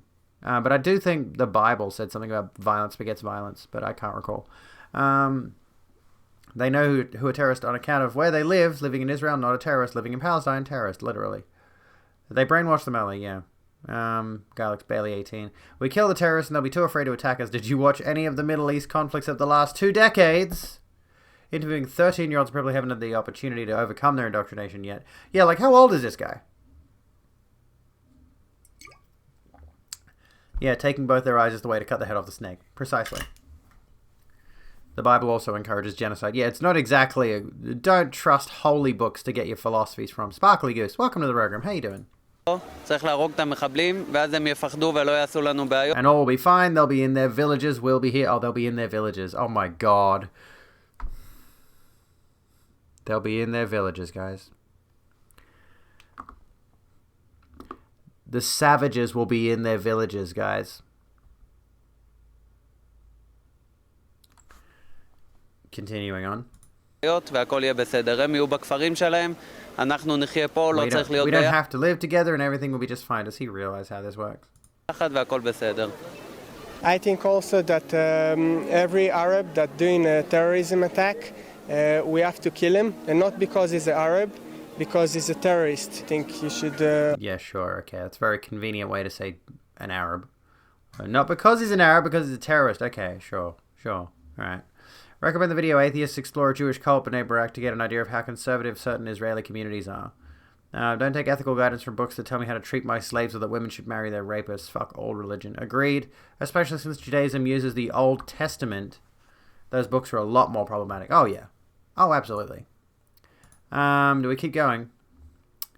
Telesur is funded in whole or in part by multiple Latin American governments. That's interesting. That's just sitting there. Telesur. I don't know why. I mean, I suppose that's a disclaimer. That's something, I guess. Yeah, like some communities will shun you for being remotely secular. They literally won't let you read books that aren't approved. It's okay to kill them if we call them terrorists. Yeah. Have they tried turning their humanity off and on again? Violence begets violence is a concept found both in a Jesus quote and a Martin Luther King Jr. quote. There we go. Thank you for that. If you actually look at Islam as a faith, it speaks about a lot of beautiful, lovely things. The extra scriptures added during times of turmoil are the ones that Westerners and the Israelis quote. The Quran is a beautiful book if you read it without the additions. That's always the tricky thing, right? It's like a lot of people say, these ancient books, but an important thing to note is that these ancient books have been edited and translated. Things have been added in, things have been taken out, things have been miscommunicated, mistranslated on purpose. You know, you can't trust these archaic books to live by. You can't form your life around these ancient books because, realistically speaking, they are... Fuck, I'm trying to think now. I'm losing my train of thought. They're based on outdated models. They're based on outdated ideas. That's in the Old Testament. It's more guidelines. There's plenty of bigotry in the New Testament, yeah. They'd have to have humanity in the first place for it to work. Do they understand that the kids that grow up in the situation they're in, seeing their family and friends die for decades, what does that do to their mentality? They're scared, angry, and the people attacking them are being bankrolled by the USA. You're not trying to justify violence, but what do they expect Palestinians to do? Yeah, they do literally expect them to just roll over and die. And it's important to note that half of Israeli Jews are secular. Is there an actual, like, survey on that? That'd be good to see. Also kick out the family because it all begins with the chinuch. How you say education. Whatever they teach the kids does, you know, it's... The kids don't get the chance to have a good education, you dickheads. Families. I'm think that we need to... Kick out the Arabs. They're saying kick out the Arabs. Indoctrination is what they're insinuating, and then projection. What exactly are they saying there? You know, they're saying, oh, they don't have the education, but your education is literally telling you that they deserve to be kicked out, rather than trying to come to some kind of a peace treaty or something of that nature. Stop colonializing them. Maybe they'd be educated as you fuckers. Stop bombing their schools! Identifying as secular does not mean you are secular functionally. The thing is, the simplest quote usually fits it the best. Jesus, not Jesus, was an ethnic minority that stood against the state, but that doesn't stop the West from depicting him as a white man who went willingly. I don't know how to translate really well. I think we should give them a country. If you're doing any problem, you just go in there to give them a country, and then it's going to be a war between countries, you know? If they're going to throw... How does that solve anything? If you give them their own country, then it will be a war between countries. That didn't fix the problem then, did it? You dickhead. Rockets, we're going to throw one big one and done. Just literally advocating genocide. They're just literally advocating, put them all in one country, drop a nuke on them.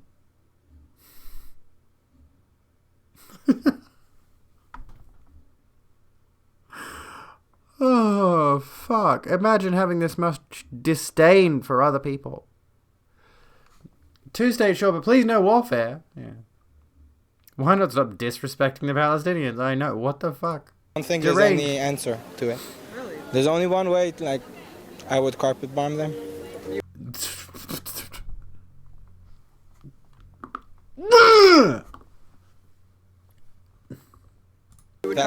It's the only way you could deal with it. Like, or try to stop them a different way. He's smiling saying that. It never worked.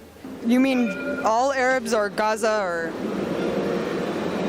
I believe that they, like, I hope to believe they're not, but I do think they are, cause I don't trust them.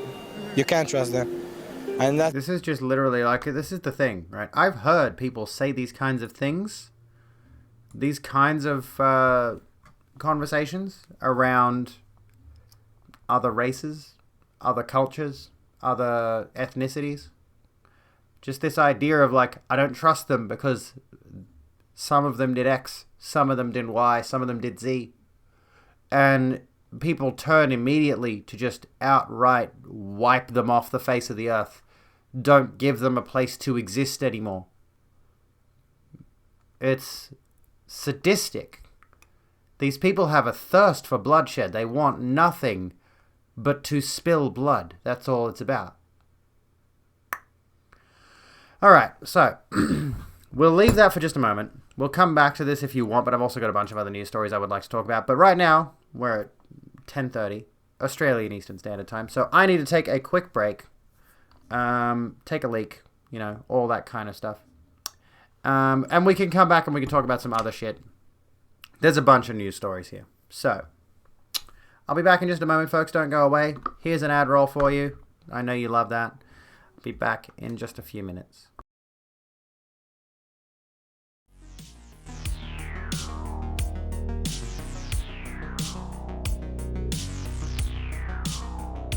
And Metro Station, welcome to the Road Room.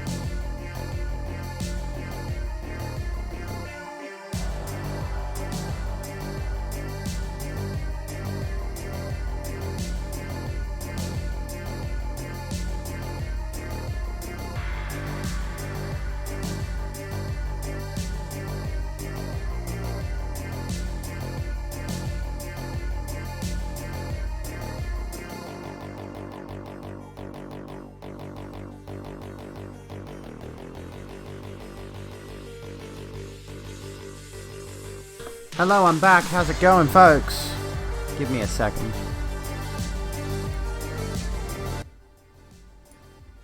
Alrighty. There we go. We're back. Let me read your comment here, Vifal. Don't feel like it's a thirst for bloodshed. The working class, like all working classes, have been enslaved into the idea of being part of a bigger collective. That's, if I'm not mistaken, that's functionalist perspective, isn't it?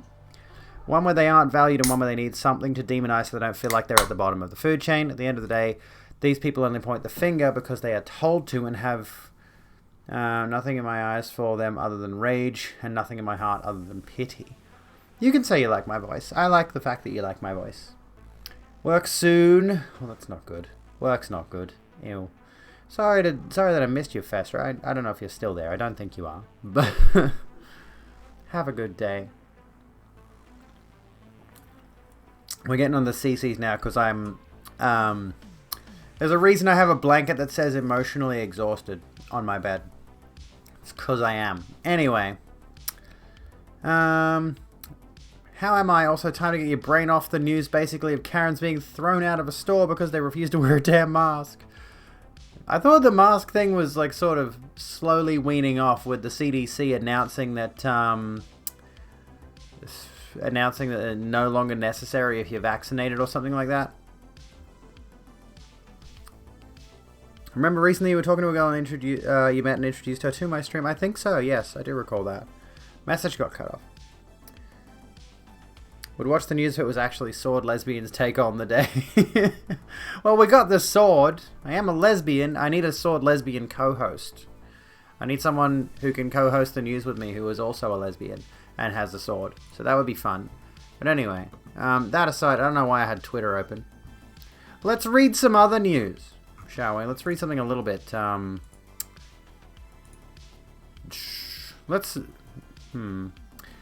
Been talking to Morgan recently, and you got a voice call her last night. You missed her voice. Oh, that's sweet. Even if the store's going to keep mask policy in place for those not getting their vaccine. Well, I mean, that's good. Mace Gay does sports? Who's Mace Gay? Apparently missed yours. Oh, that's sweet. That's cute to hear. Let's talk about, like, something that's not the news. I've got, like, so many Israel-Palestine things. I almost want to read news about Scott Morrison. Good lord. Ah, I'm a dumb fucking idiot. The alcohol's already hitting me. A Mace Gay. Okay. Ugh. By the way, we need more flails in video games. You could punch Canadian leaders in the face, or you could punch down Canadian Club. Why am I plugging for a whiskey brand? They're not going to give me anything. You got your first vaccine dose? Fucking based. I need to get my first vaccine dose. I don't know when I'm eligible for it. Dr. Fauci said you shouldn't stop wearing a mask even if you got the vaccine, because of what John Oliver said, that it's probably going to mutate because 30% of Republicans refuse to take it. Indeed. Playing Vermintide 2, and that has flails. That sounds pretty cool. You know what I really want? Let's get off the tangent of the news for a minute. We'll come back to the news in a moment. I've got a story here that we can talk about, which I was supposed to read 4 days ago, but I wasn't live on, was it Thursday? Yeah. I wasn't live on Thursday because I did karate with my daughter and I was absolutely fucking exhausted. So I didn't end up streaming that night. Anyway, I just finished watching Castlevania. And I'm going to rewatch the last season soon with my bestie. Fucking hell. We need a new Castlevania game. Now. And it has to feature the best whip/flail combat the world did ever see. Holy fucking shit. If you're not watching Castlevania on Netflix, do it. So fucking good. Absolutely amazing. And there's a scene in season 4 that's like, I'm trying not to spoil it, but there's a scene in season 4 that says to me Netflix needs to take on Berserk.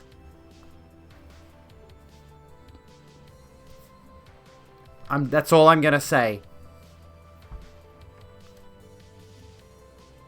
It's so fucking good. Castlevania is just the best. I did hit the gym today. I did squats today, yeah. Not an alcohol person, I understand that. Leaders are idiots. I mean, I'm about to read about my idiot leader, Scott Morrison. Going to use essential oils for your COVID protection and tear down 5G towers. It's already mutated at least 4 times. Well, that's fantastic. Oh, can we do like Florida Man stuff? What Florida Man stuff have you got? Yeah, the new season. Oh.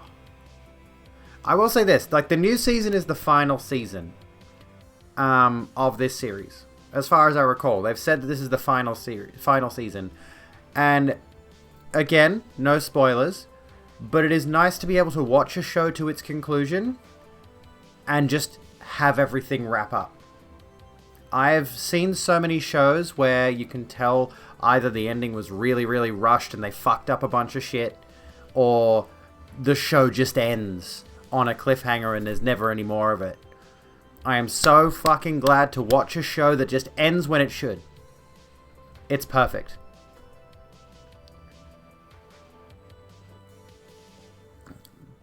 It's like they took all your complaints about anime and took them all out. Abby's hoarding a huge company, I know. From what you understand, most Netflix series end when they aim to. Yeah, I mean, I've seen a few where it's like, yeah, they certainly seem to. Although Stranger Things, from what I've seen of it, is that it's, it had success in the first season and then they just keep finding reasons to keep going.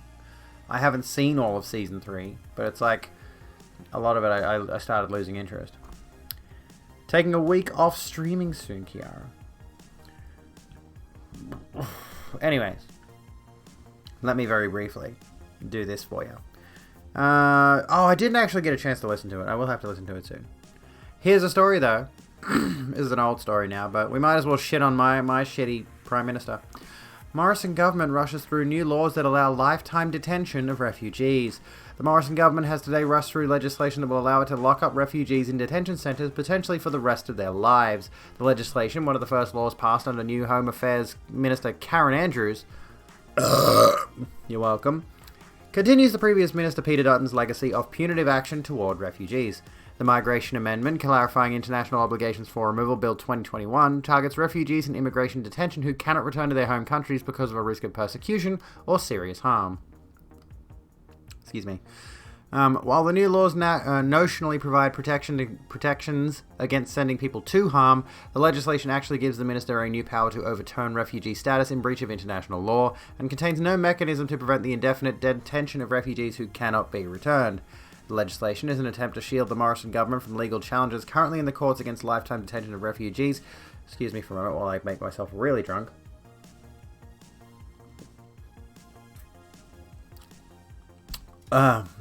That's good shit. In April, the Joint Parliamentary Committee on Human Rights raised concerns that the legislation would result in fewer checks on indefinite detention and had sought clarification from the minister. Well, I'm getting saliva build-up. No response was published before the legislation was rushed through Parliament. David Burke, legal director of Human Rights Law Centre, said, "The legislation exposes Minister Andrews' willingness to leave growing numbers of refugees languishing in detention without any plan. The government should not have the power to lock people up for potentially the rest of their lives without any safeguards. This forces refugees into an unthinkable choice between spending potentially decades in immigration detention or agreeing to go back to a country where the federal government recognizes they will be persecuted. These new laws allow the Morrison government, to warehouse people who have nowhere else to go. There is no justification to give the minister a new power to cancel refugee status. The minister should not be able to wave a pen and overturn the fundamental protection the government has given someone whose life is at risk." Excuse me. Refugee status should never be a day-by-day proposition. Government decisions about who is detained, on what grounds, and for how long are matters that need more oversight, not less. We urgently need changes that do more than forcing people to choose between languishing in immigration detention or being forced back to harm. Notes to the editor. In January 2012, less than 3% of people in immigration detention had been detained for more than 2 years. 9 years later, that number has grown to almost 30%.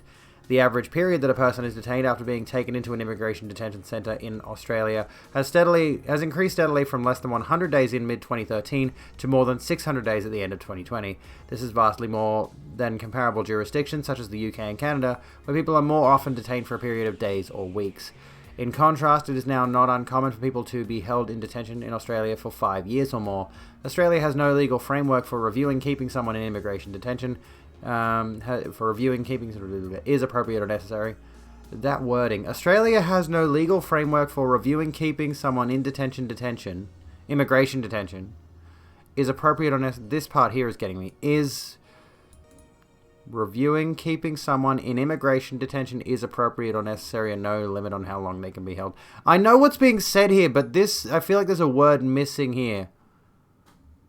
Keeping someone in immigration detention for reviewing if. Australia has no legal framework for reviewing if keeping someone in immigration detention is appropriate or necessary. Sorry, I get caught up on this shit. It really fucks my head. Gonna get fucked up this weekend. Sounds fucking good. Don't do that to me, news publications. Okay, don't do that to me. We're gonna skip the rest of the Israeli news I have for the night. The Israel-Palestine news. Because we're exhausted with that. Accidentally entire bottle of Coke. Drinky Coke or sniffy Coke? Yeah. Anyways. Yeah. Immigration detention. That sounds pretty fucking bad. But Australia is pretty fucking bad. We do a lot of bad things. And we like to sweep them under the rug and not tell anyone about them. More anti-refugee legislation, which is just what we need. Looks at selfies sent yesterday. How'd you get such a gorgeous woman interested in you? Because you deserve it, obviously. That's how these things work. You find someone that's... find someone that likes you for who you are. That's the main thing. I can't use this vodka bottle anymore, dude. This lid, look. It just pops off. Doesn't screw on properly anymore. I can't use this anymore. I need to get a vodka bottle that has a solid screw-on lid. Anywho. Anyone have any final thoughts on that? I can just say that, you know, it sounds bad. Like removing... Because you deserve it, obviously. Yes. Because you do.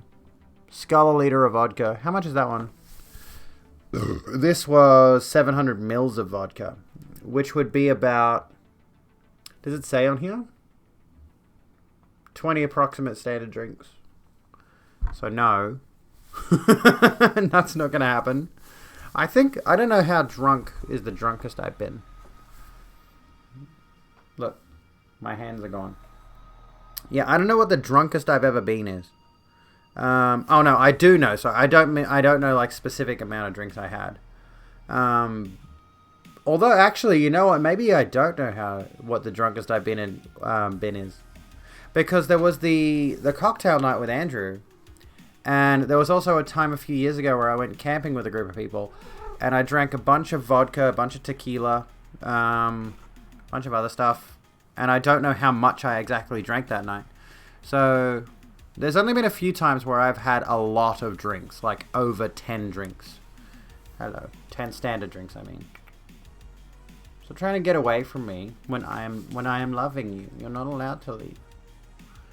He has to stay here and accept the love. Oh, cute. Hello, Hydra. How's it going? You remember the drunkest you've ever been? Remember being aware of how drunk you were and horrified of how fucked your nervous system was from it all? You gonna lick my finger? What are you gonna do? I don't like being drunk. I like being a bit tipsy. I don't like being drunk.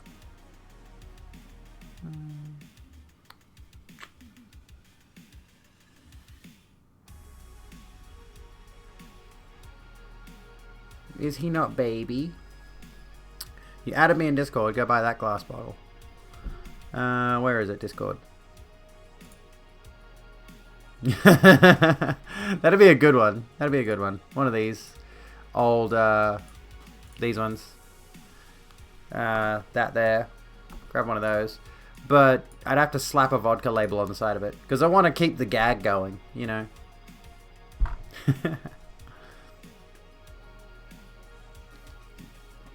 Anyways, we're getting into alcoholism discussion now. And you know who makes me want to commit an alcoholism? It was the St. Patrick's Day. You ended up killing an entire bottle of Irish whiskey in one sitting. Nicely done to you. There are boozers that do them. I bet you there are. It'd be nice to have, you know, just a drink bottle. Sorry, I'm looking at my portal gun and being disappointed It's not supposed to be red. It's meant to be pink, but it burns through C batteries like a motherfucker. And my fairy lights too, these cunts. I need to get like some fairy lights that just plug into the power. I'm so disappointed in my lighting, dude. My smart lights are cool. They never really change whatever the fuck they're doing. This thing, that's fine. It does its job. But the portal gun and the fairy lights, the LED strip on the back of the bed, that's badass. It never stops being as cool as it can be. But my other lights just burn through batteries like a cunt. You need to lose weight because you feel like you need 2 times the amount of alcohol to get drunk. Well, yeah, that's also a thing. I think I certainly get a lot more. I get drunk a lot more quickly these days because I'm only down to like 73 kilos at the moment.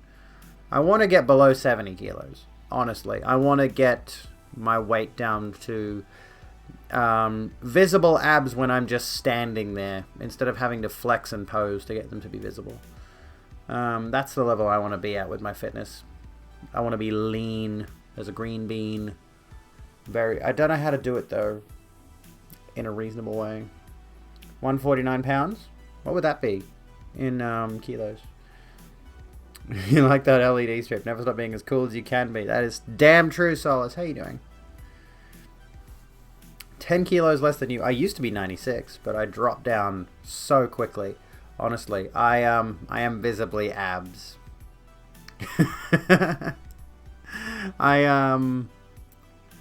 Once I started my transition, I immediately got to work on losing weight and I started eating so much less. Nowadays, I'm sort of hovering at 73. I've been down as low as 70. I want to get back down to 70 at least and then try to get down to like 67.5, 67. You know, pretty low. I want to get my weight pretty low because I want that leanness. But the problem is finding the right diet for it that doesn't fucking kill me. It would mean a really high amount of protein and a really high amount of fat and a really low amount of carbs. Like, I know ultimately it's just eat, you know, less calories.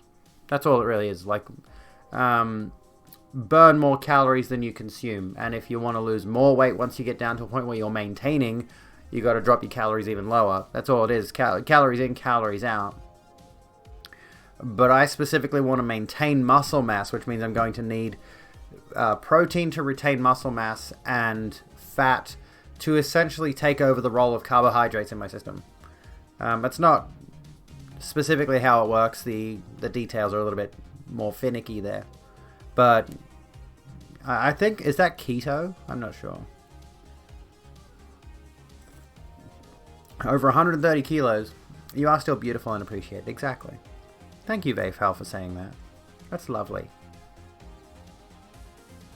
Doesn't matter how much you weigh, you still have a ton of value here. That's a bad way to phrase it. Excuse me while I cancel myself. I keep getting hair on my fucking mouth. It won't stop. The fuck's in facial feminization surgery, Abby? Ruin a beautiful moment. I quit.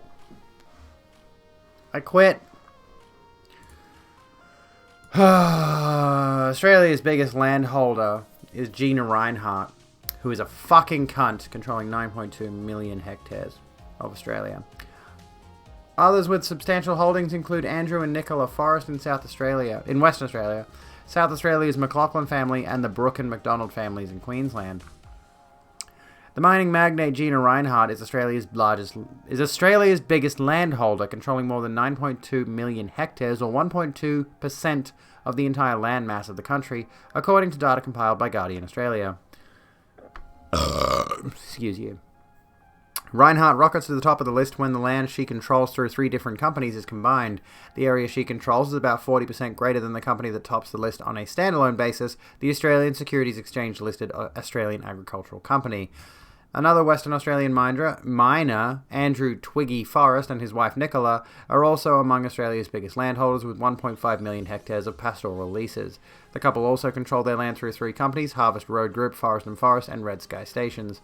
Other individuals and families with substantial holdings include South Australia's McLaughlin family, who control an estimated 3.6 million hectares, of pastoral land. Queensland's Brook family, at least 3.27 million hectares, and Queensland's MacDonald family, at least 2.78 million hectares. The list of the largest pastoral landowners. What does pastoral mean in this context? In Australia, was compiled as part of Guardian Australia's Who Owns Australia mapping project. Read more about the methods here. And relies on a combination of state and territory titles data as well as publicly available information about the owners of pastoral leases. Hectares, I know, fucking hectares. The number of pastoral leases for which we have some idea of ownership is just over half of Australia's pastoral leases by area, which means there is still a large section of leases we don't know anything about in terms of ownership. As such, these estimates come with a large degree of uncertainty. I just put a large in there for no reason. A spokesperson for Reinhardt declined to comment. Gee, I wonder why. Sub 50 kilo body weight with anorexia cannot relate. It's all the same kind of thing, honestly. The math is all the same kind of thing. If you want to... I know the difficulty with something like anorexia, of course, is being able to eat in the first place or being able to keep food down. I know there are a lot of people who deal with those kinds of issues. Sorry, I just deviated to go and talk about Gina Reinhardt for a minute. Just one of the more detestable human beings on the planet. Sugar on lips, highly sticky, use straw. Is that what you think it is? I have lip gloss on. That's what it is. I got lip gloss on. Yeah, I always get worried talking about weight and fitness goals and diets and all that kind of thing. I worry about upsetting someone. Like, I don't want to upset anyone by talking about my own fitness experience journey, the things I've learned over the years. If you want me to stop, I can stop. But if you want me to talk about it, you can feel free to ask me any questions you have about that particular journey. Because I feel like, honestly, the fitness journey, the gender journey thing is pretty significant. However, the fitness journey has a lot of nuance to it as well. And I think I've learned quite a lot over the last 4 years, where I'd be able to speak about it with some level of authority, but not like super in depth. I'm so cute. Please continue. Thank you. I will continue to continue. I've been losing weight and haven't changed your diet or even been exercising. All the negative effects of your medications are wearing off. Thank fuck for that. That's good. And that's another thing that a lot of people like to dismiss about people gaining weight. Is the idea that, someone could be on a medication that makes it easier for them to gain weight or harder for their body to burn fat. Lost like 11 kilos in just under 2 months. Well, that's good. That sounds like a good thing. For you, at least. Hello, Wing. How's it going? First thing people should learn is not everyone's goals are their own and you can't compare. Exactly. Is everyone's goals are their own. Yes. So what I might seek in my own fitness goals, in my own fitness and diet journey, is not what you might be seeking. I personally like the idea of continuing to maintain a diet that allows me to build muscle and retain the muscular physique that I have. So to that end, I do eat a lot of protein. I do, honestly, eat a lot of carbs. I get away with having takeaway a couple of times a week because, I burn it off with cardio and weightlifting and just generally doing other stuff, right? But there are a lot of people out there who are like, I want to lose weight, but they don't have any sort of diet, any sort of exercise regime, and it can be hard to get started on that as well. It can be hard to get into fitness right off the bat if you're not already doing it. Really want to figure out a diet that'll let you stay lean? Honestly, it's an effort. It's certainly an effort. It can be done, of course, but you need to do a lot of research. Thank you for the hydration. 185 pounds if you convert it to 84 kilos. So I'm 160 though again. 160 at 5'11". Or, sorry.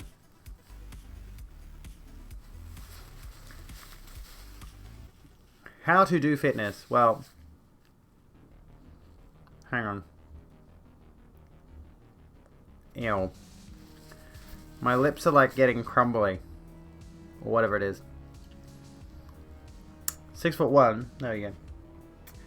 You're fat starting when you were little because of how you learned to eat from your parents and now you have a binge eating disorder. Well, that's no good. And that could be something is very, very difficult to break. Something that's very, very difficult to shift that habit, if you want to, of course. Don't let anyone tell you that you have to do something. If it's something that you personally think is important to you. Excuse me. Kubi Rails, welcome to the Rogue Room. How are you doing? If you find it is something that you want to move towards, that you want to, you know, do whatever you want to do with your body. Gyms are sticky. They are sticky. I'm back in the gym nowadays. You can do workouts at home. You know, without access to machines, though, it becomes much more of a chore. One of the things I often advocate to people who are looking to getting into working out at first is find a really basic body weight training routine that involves things like squats or star jumps, or what are they called? Jumping jacks, lunges, push-ups, sit-ups, and then do a jog around the block for like 20 minutes or what have you, or like a walk around the block for 20 minutes, whatever you can manage. That kind of a thing is a really good entry-level point for fitness, I think. That's what I started with. I just started with a little bit of body weight stuff that didn't require me to have dumbbells or a lifting bar or anything like that. And after I'd got a feel for it, I joined the gym and made a habit of it. And then started working on gaining muscle and leaning out and all of that. And there was a period there where I actually dipped off thinking to myself I can justify eating whatever I feel like because I was trying to pack on muscle, not realizing I was just really just putting on fat, and I wasn't really gaining any muscle from the diet I was going under. And it took me a bit of introspection to realize, you know, I was doing more harm to my body than good, and I drifted off that. So now I'm back on it. I'm back on maintaining my weight, maintaining my calories below about 1,600 calories a day. Reckon a good way to lose weight is doing a job where you're constantly physically active. Well, I mean, yes, technically. It also depends on what you eat. You can certainly be in a job where you are doing a lot of physical activity for like 8 hours at a time, and then you still got to maintain diet on top of that, because I've seen a lot of people who work in really physically intensive jobs who are still overweight, of course.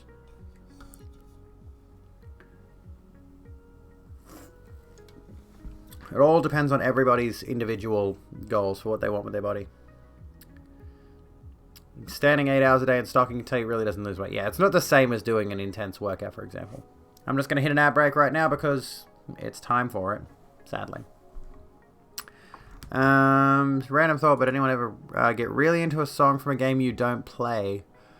I can't think of any, specifically, personally. That's an interesting thought, though. Oh, I've got a pretty good story for us to follow up from. Well, it's not following up from anything actually. It's just, you know, going back to our good old favorite, our classic favorite ACAB. Smudge is only like 3 kilos, I think. He's tiny. But yeah, it depends on what kind of physical work you're doing. There are certainly physical jobs where you're not really doing a whole lot with your body, so it's not really burning a lot of calories. Even if you are being physical with your body, it requires a lot more exertion before your body actually starts to seriously burn calories. That being said, you are still burning calories every day. Even if you were just laying down on the couch the entire day, you're still burning calories. And if for some reason you manage to lay on the couch and do nothing all day and eat less calories than you consume, then you're going to have a net weight loss at the end of that. Also, a tip for anyone who is interested in weight loss. Anyone who is interested in any sort of that kind of... I mean, this is specifically for those who are either interested in weight loss or weight gain, of course. My specific goals are, yes, weight loss is a factor of it, but my main goal is physique aesthetics. But one tip I would suggest to anyone who is interested in tracking their weight, do not do it every single day. Your weight fluctuates day to day, your weight fluctuates week to week. I only measure myself on Mondays, and unfortunately I measured myself after going to the gym today, so my measurement is not accurate. I may actually re-measure tomorrow on Tuesday, because I got it wrong today. And what I do is I get up first thing, go to the bathroom, and then go and weigh myself pretty much naked or in my underwear. And and then track that. That one a week, get up, first thing you do before anything else. Weigh yourself at that point, before doing anything. Yeah. Tracking calories was huge for you in terms of progress. It's so easy to underestimate. Oh yeah. It's super easy to underestimate how much you're eating. It's ridiculous. A lot of the foods we eat now are so calorie laden. They're like loaded up with sugars and unnecessary ingredients that just bloat the calorie count, that you need to track them. And the unfortunate thing about tracking your calories and your macronutrients and things of that nature is that they don't even have to be 100% accurate on the nutrition labeling on most products. Generally speaking, there's like a 20% give or take, because they're legally allowed to operate within that 20% either side of the actual number. I think I read that somewhere. I can't remember where I read that. But so just be cautious. And it's just best to be aware of what you're eating, you know, if that's your particular goal. Used to unload trucks at Walmart and bike to and from work, and we're down to 90 kilos, but constantly agitated your mental health. Now you have a full-time office job and you're learning to code part-time. Learning to code sounds good. Have a severe hate with how the FDA allowed the calorie-nutrient ratio to be so off-balance. I'm sure there's some stupid reason for why that is the way that it is. But yeah, it's not great. But you know what is great? Some ACAB news. New York City Pride organizers to ban police from marching until 2025. Event organizers say police are threatening to some in the LGBTQ+ community, while NYPD called the decision disheartening. Organizers of New York City's Pride events say they will ban police and other law enforcement personnel from marching in their annual parade until at least 2025, and will also seek to keep on-duty officers a block away from the celebration of LGBTQ+ people and history. In a statement released on Saturday, New South Wales, New York City Pride urged members of law enforcement to acknowledge their harm and to correct course moving forward. The sense of safety that law enforcement is meant to provide can instead be threatening and at times dangerous to those in our community who are most often targeted with excessive force and/or without reason, the group said. It will also increase the event's security budget to boost the presence of community-based security and first responders while reducing the police department's presence. Police will provide first response and security only when absolutely necessary as mandated by city officials. Watch and see how that's interpreted. The group said, adding it hoped to keep police officers at least one city block away from the event perimeter areas where possible. Word of the ban came out Friday when Gay Officers Action League said in a release it was disheartened by the decision. The group called the ban an abrupt about-face and said the decision to placate some of the activists in our community is shameful. The parade is scheduled for June after the coronavirus prevented many Pride events last year, including in New York, which instead hosted virtual performances in front of mass participants and honored frontline workers in the pandemic crisis. The disruptions frustrated activists who had hoped to collectively mark the 50th anniversary of the first gay pride parades and marches in Chicago, Los Angeles, New York, and San Francisco in 1970. Those marches came a year after the 1969 uprising outside Manhattan's Stonewall Inn, a gay bar, in response to a police raid. The uprising is largely credited with fueling modern LGBTQ rights movement. Pride season occurs this year amid activism inspired by the response to racial injustice and police brutality in the wake of George Floyd's death last year at the hands of police in Minneapolis. Pride New York City's announcement Saturday follows a division among organizers in recent years in planning for celebrations of LGBTQ+ Pride in New York City. In 2019, there were 2 marches in Manhattan after some in the community concluded that the annual parade had become too commercialized. The Queer Liberation March aimed for a protest vibe, saying the main Pride March was too heavily policed by the same department that raided Stonewall half a century earlier. The New York Police Department commissioner apologized for the raid during a briefing in 2019, calling it wrong, plain and simple. Detective Sophia Mason, a spokesperson for the New York Police Department, said on Saturday, the department's annual work to ensure a safe, enjoyable Pride season has been increasingly embraced by its participants. She added, the idea of officers being excluded is disheartening and runs counter to our shared values of inclusion and tolerance.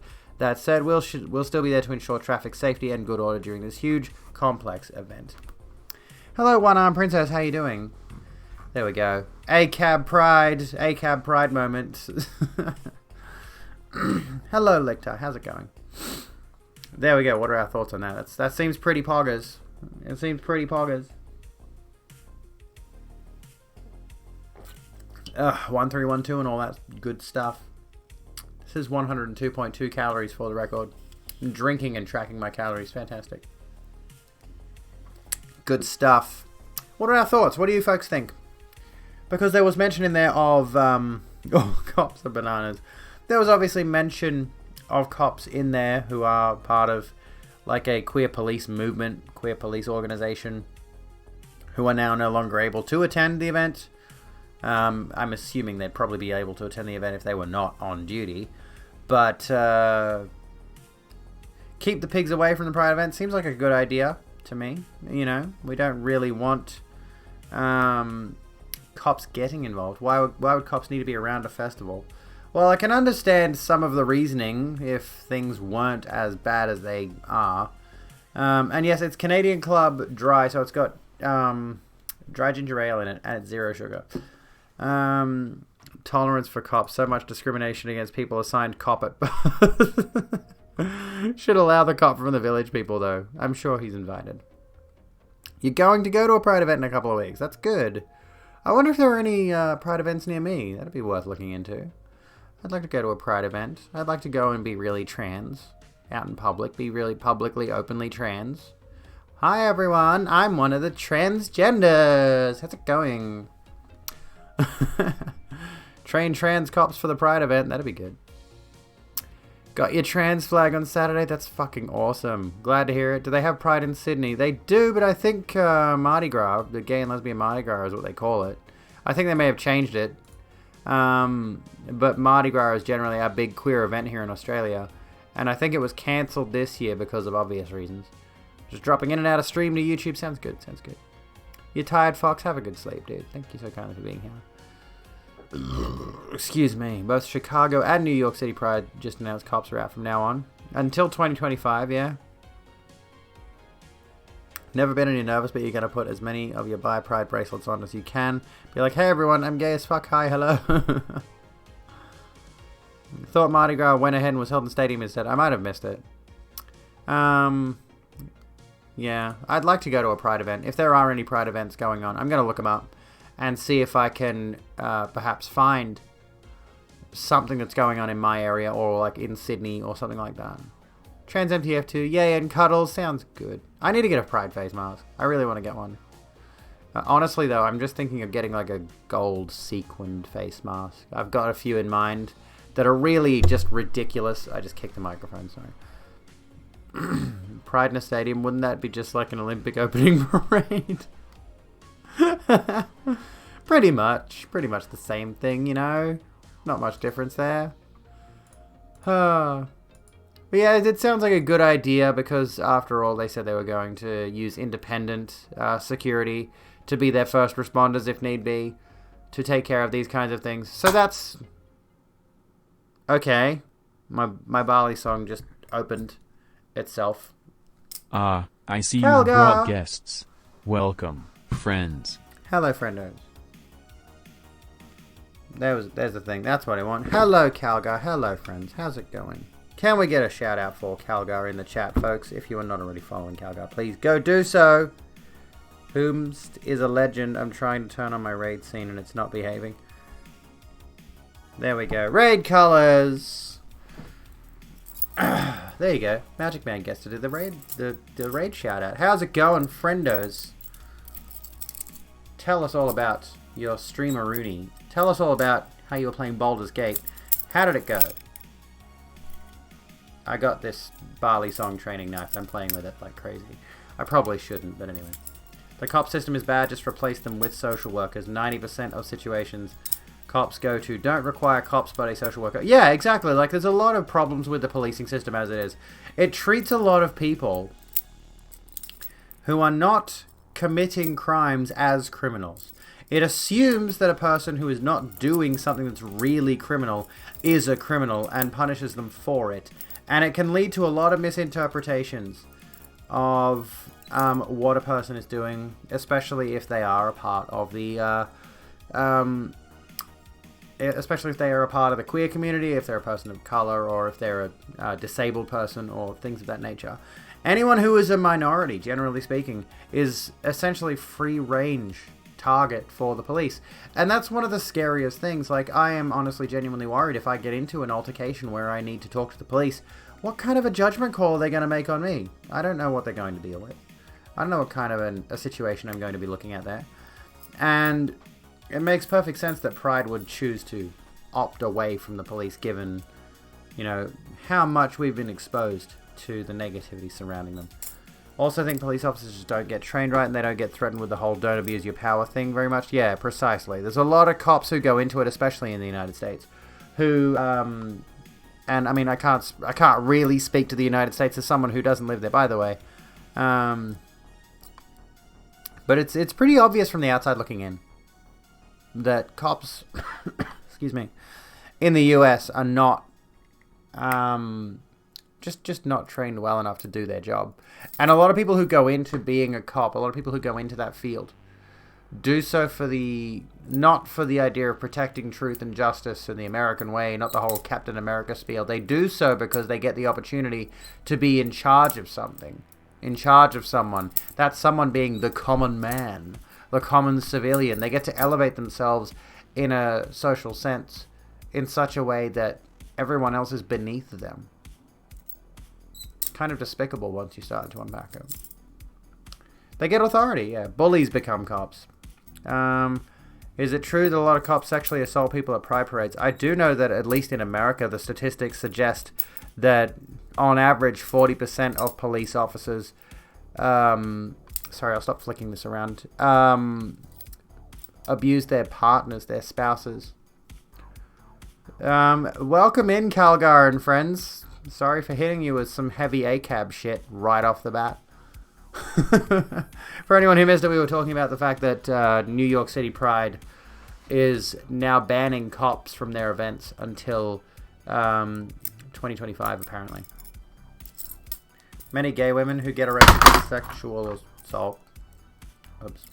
Yeah, like how many gay people, how many queer people in general are probably being charged with crimes they never committed simply because it's easy to put that kind of crime on a gay person because of the misconceptions around queer people.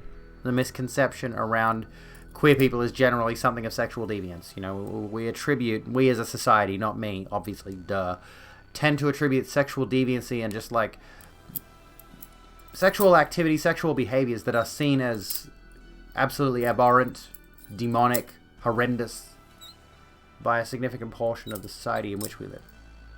Blah, blah, blah. You know what I'm getting at. Hate to raid and dash. That's alright. You can absolutely do that, Calgar. Anytime. Thank you so kindly for the raid. Have a good one. Get some sleep. Get some stoof. Have a good one. 40% have reported abuse to their spouses. And keep in mind, in order to report, you have to report to their friends and co-workers. Yeah. Imagine that. Imagine that situation. You're an abused spouse of a police officer, and in order to deal with that situation through the legal system, you have to do that by going to the people that they work with on a day-to-day basis. And yeah, Chicago Pride too. Which is good, which is grand, which is fantastic. The cops should be distanced from these kind of events until they can behave themselves. I don't necessarily disagree with the entire concept of police as arbiters of apprehension, but there's far too much in the way of violence. There's far too much in the way of systemic oppression from the police. Sexual deviants do it better. Oh, yes, we do, says the asexual. Anyway. Hello, Harry. How's it going? 40% that we know of. There's a stat we can bring up. Excuse me. I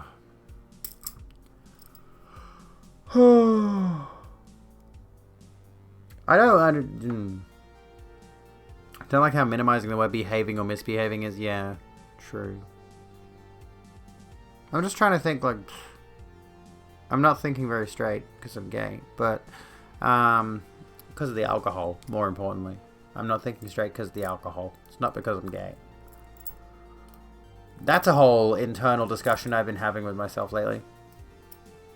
To deviate, if we can deviate for a minute, as we want to do. I've been contemplating that whole sexuality thing, and that I am, you know, still explicitly sexually attracted to women. And yet have no sexual desire whatsoever. It's a weird place to be in. Cops are mostly used to protect property and rich white assholes and poor, quote-unquote, Nazis. Oh, they are. The policing system is and always has been about...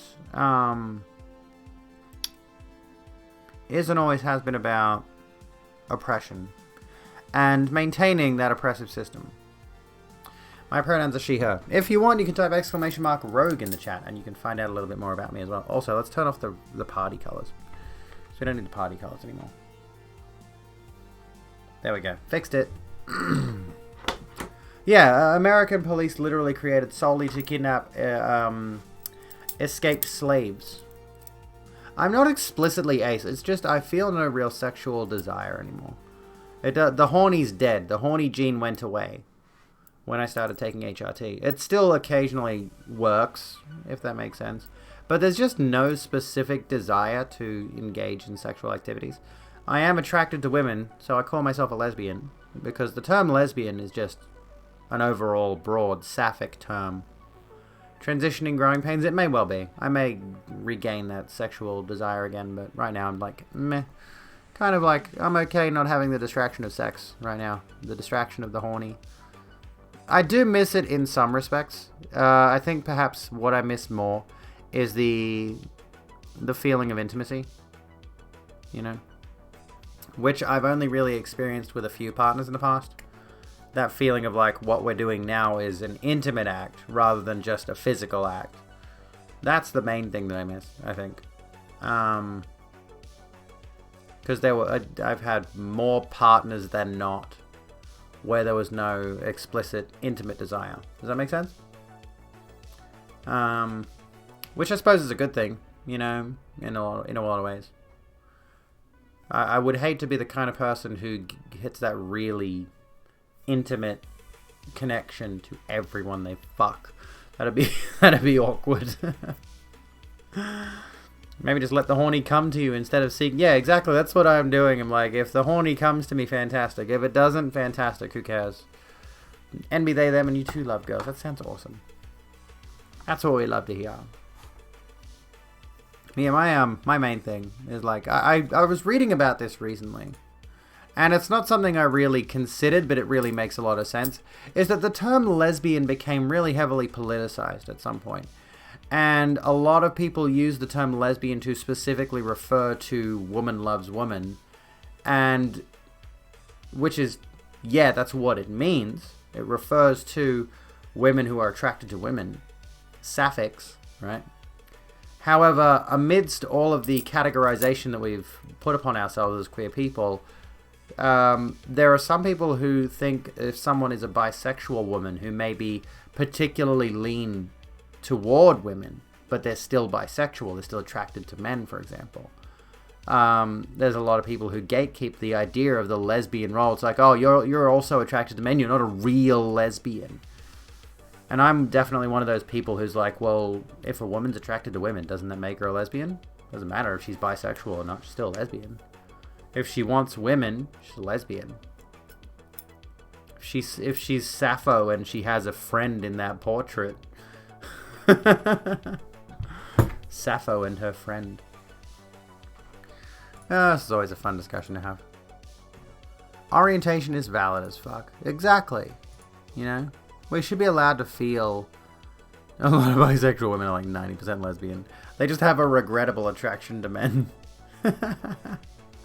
Super good at box thinking and not so good at spectrum thinking. Yeah. We've definitely gotten into a position where we categorize ourselves incessantly. We refuse to not live in boxes. We refuse to... we refuse... Yeah, we refuse to not live in boxes. No, that was correct, yeah.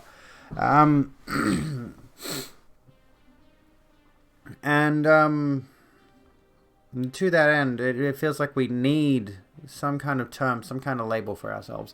And you can look at things like the, for example, the Sigma male movement, where a bunch of dickheads literally created genders for men.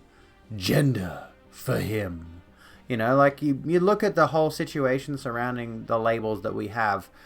Even just the base label. Relevant AF Botwick. Thank you, Botwick. Hang on. Botwick said... Trans rights. Anyway. It's easy for us to have labels. Excuse me. Blah. It's easy for us to look at the categories that we've been given in society. And this is the problem when you introduce new categories to people. You start to say, oh, well, gender is not just male, female based on archaic sex biology concepts. Gender is a role that we play in society that has a bunch more psychology behind it. It has a whole lot more identity behind it. We're much more fluid in the concept of what our gender is than just man or woman, boy or girl. We exist beyond that, right? We exist in some form of flux. But the moment you complicate these terms and you take away the rigidity of these labels and you start to break them down and say, well, actually, what you're looking at is far more complex, far more convoluted. A lot of people do not like the fact that you're taking their simplicity away from them. You're taking away their ability to look at the world through a very narrow lens. And that's why we see so many people rebuking the shift of labels and the idea of spectrums and all of these kinds of things. We don't like the notion that the world in which we live doesn't fit into neat little boxes. No matter how much humanity tries to put people in neat little boxes, it's just not the way we were designed to operate.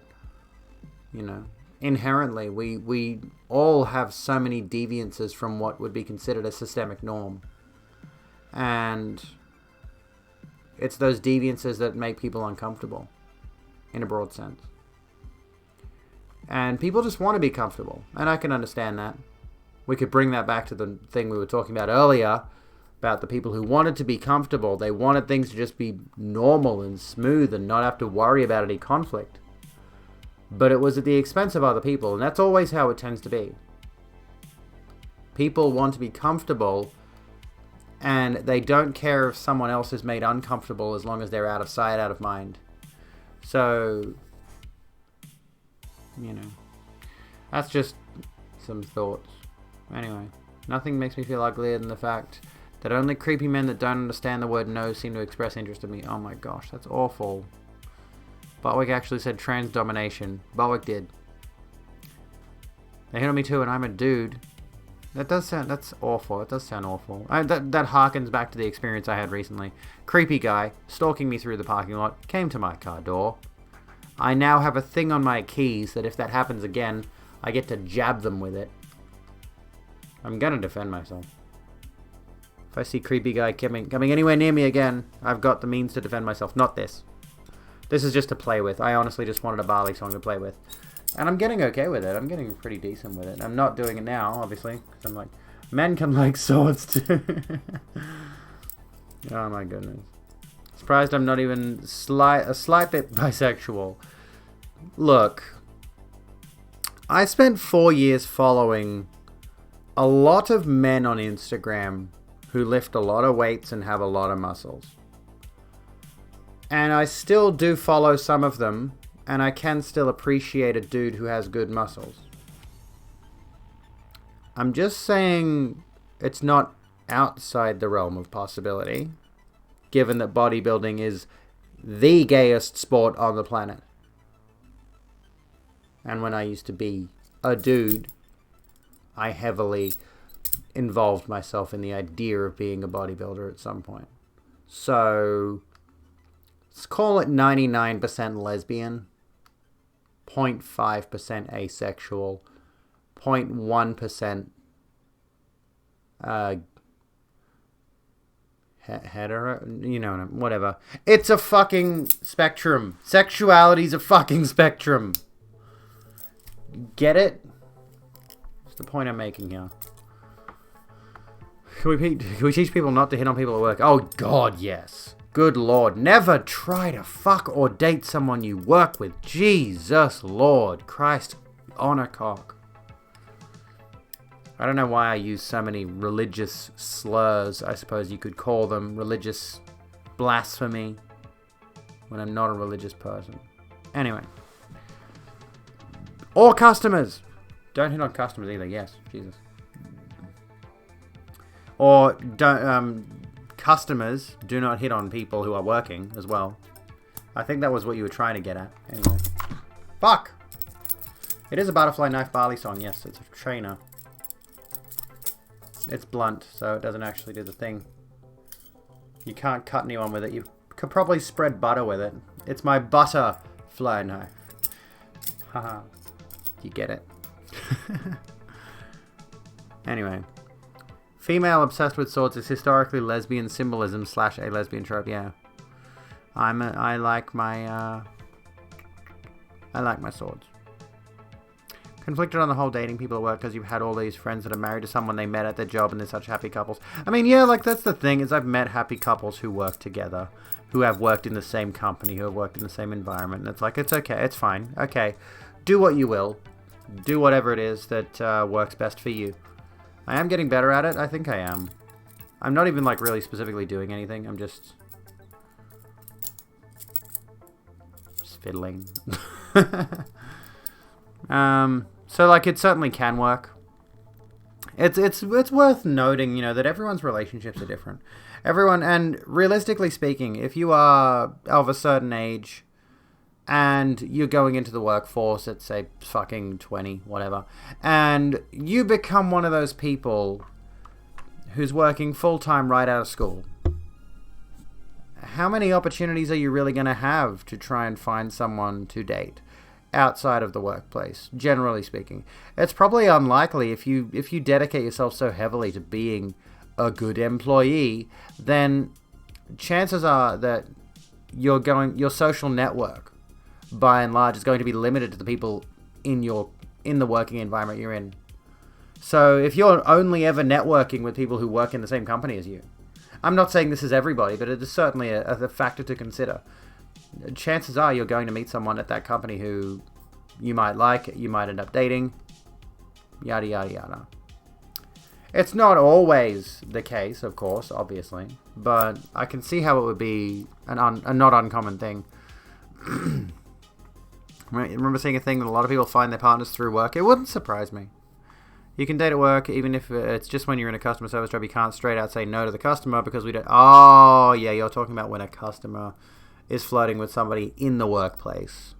Don't do that, for God's sake. So when it comes to dating co-workers / talking to people in the service industry, being cautious is key, yes. Can't call a mental health professional to intervene if they do. Think if work is your primary social out because you spend most of your time there, it makes sense. You meet people at work. Some people are just not cut out for dating at work because of their personality, yeah. I just think the main issue a lot of people, and myself personally, would be struggling with in that circumstance is if you start dating somebody at work and it's going well for a good while and then it starts not going well for a good while and you just break up or something, you're then stuck in the, generally speaking, situation where you're probably going to continue working together, but you now have this intense resentment towards one another. That's like the, you know, worst case scenario, aside from one murdering the other, which would complicate things. But we don't really want to think about people murdering each other, their partners, etc. You know, you need to sub, but you're tired and in bed. Get your ass up, Lictar. Get your ass up, and everyone should be subbing to me because my total subs is so far down from where it used to be. Look at this shit. This is atrocious. Why am I only at 128 subs? I should be well over 250. No, I appreciate all of you. I appreciate all of you, for the record. But my daily sub goal is only 5. Come on, we can do this. I have faith in this team to get my subs up to 5. It's only $8.99 Australian dollars. Come on. Help a girl out. Help me pay my bills. But yeah, I think that avenue of socializing through work. Yeah. I think I found myself in something similar of a situation when I used to work at the supermarket, where it was like most of the people I'm interacting with are co-workers. So, anyway, on the subject of making income from Twitch, I'm going to run it out now just because we've just had pre-roll ads come back on, so we're going to turn those off with an ad break really quickly. Sorry to be a pain in the ass, but that's how this website works. You got to keep playing ads every 30 minutes so that you can keep the ads off for 30 minutes. Mobile passing the cost over to users suck. Oh, it does. It's so stupid. Like the cost of Twitch subs is fixed. at $9 or $5 if you're in the US, whatever. And then, you know, you go on a mobile phone and it should, logically speaking, be the same price, but because of some weird terms of service kind of thing, they need to extend the price out to like $10 or something of that nature. So they need to make it more expensive when, you know, if you... And this is the thing, is like not everybody has a PC to be able to sub with. But because of the fees that the app stores charge, the App Store on Apple and the Play Store on Google, and I don't know, is there any other phones that have similar store functions? They charge you extra if you are going to be making money off their platform. So they pass that on to the consumer, which is just fantastic. It's just what we needed. Marvelous, you know. Ugh. Anywho.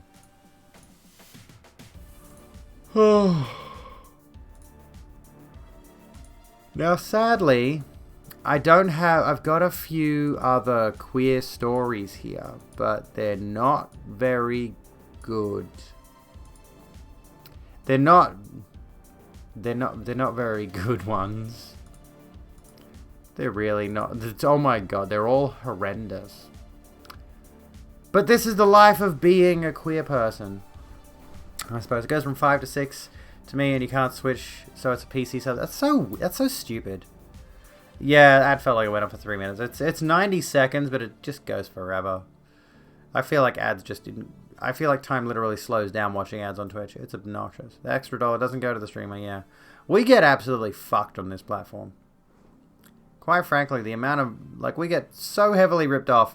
Just if I was an American streamer alone, I'd be getting 50% of that $2.50... that $5. I'd be getting $2.50 from Twitch if I was a US streamer. But being an Australian streamer, I actually get less. I get about $3.50 per $9 tier 1 sub. So I get less than 50% if I've calculated it correctly. Drop me a follow. Thank you, Echo. Welcome to the Rogue Room. I appreciate you being here. Want to be around more? Can't give me any more. I appreciate that. Try to encourage you to enjoy what you can be like. That's what I try to do. I'm just stuck on bills at the moment. Tired of the same ads. People are like, just sub, but it's $5 a pop. Yeah, exactly. You can't sub to everybody, so you got to put out as much worth as you can as a streamer, so that your audience actually feels like they have some reason to subscribe. Why do you get less for being outside the US? I'm not sure of the specific reasoning, actually. There is some reason. I forget what it was. But yeah, like, you know, if you exchange it... Let me have a look. I think we do... Yeah, here we go. So here we go. We're changing this from US dollar to Australian dollar. Let me see. xe.com. I don't want the chart. I want to convert, you dickhead. So, if we go 250 from US to AUD, okay. So yeah, I think maybe it fluctuates dependent on the. I think what we get is it actually fluctuates. It may be dependent on the foreign bank account thing. That might be it, but I think it also fluctuates dependent on the conversion rate. So Australians will pay $8.99 for a sub, but will only get the amount that Americans should get, $2.50, which turns into $3.22. For some reason. For reasons that elude me. I may be wrong. I might have gotten the specifics wrong there, but that's what I've been caught up on for a while. YouTube has options for sub tiers. When you say options, what do you mean? I've seen people who like do streams on YouTube and they've got like a $2 membership or something like that. So it's like really, really cheap to sub to a YouTuber because they can, I think they can set their own prices or something like that. Is that what you mean? Or it does what should be all these great apps and products, but they won't actually commit to 90% of them, so they just go under. But they still own the patent or some bullshit. It wouldn't shock me. Sounds like Google, honestly. Sounds like the same kind of thing that Google does. Google has had so many operations and shut down so many of them. It's absurd. Anywho.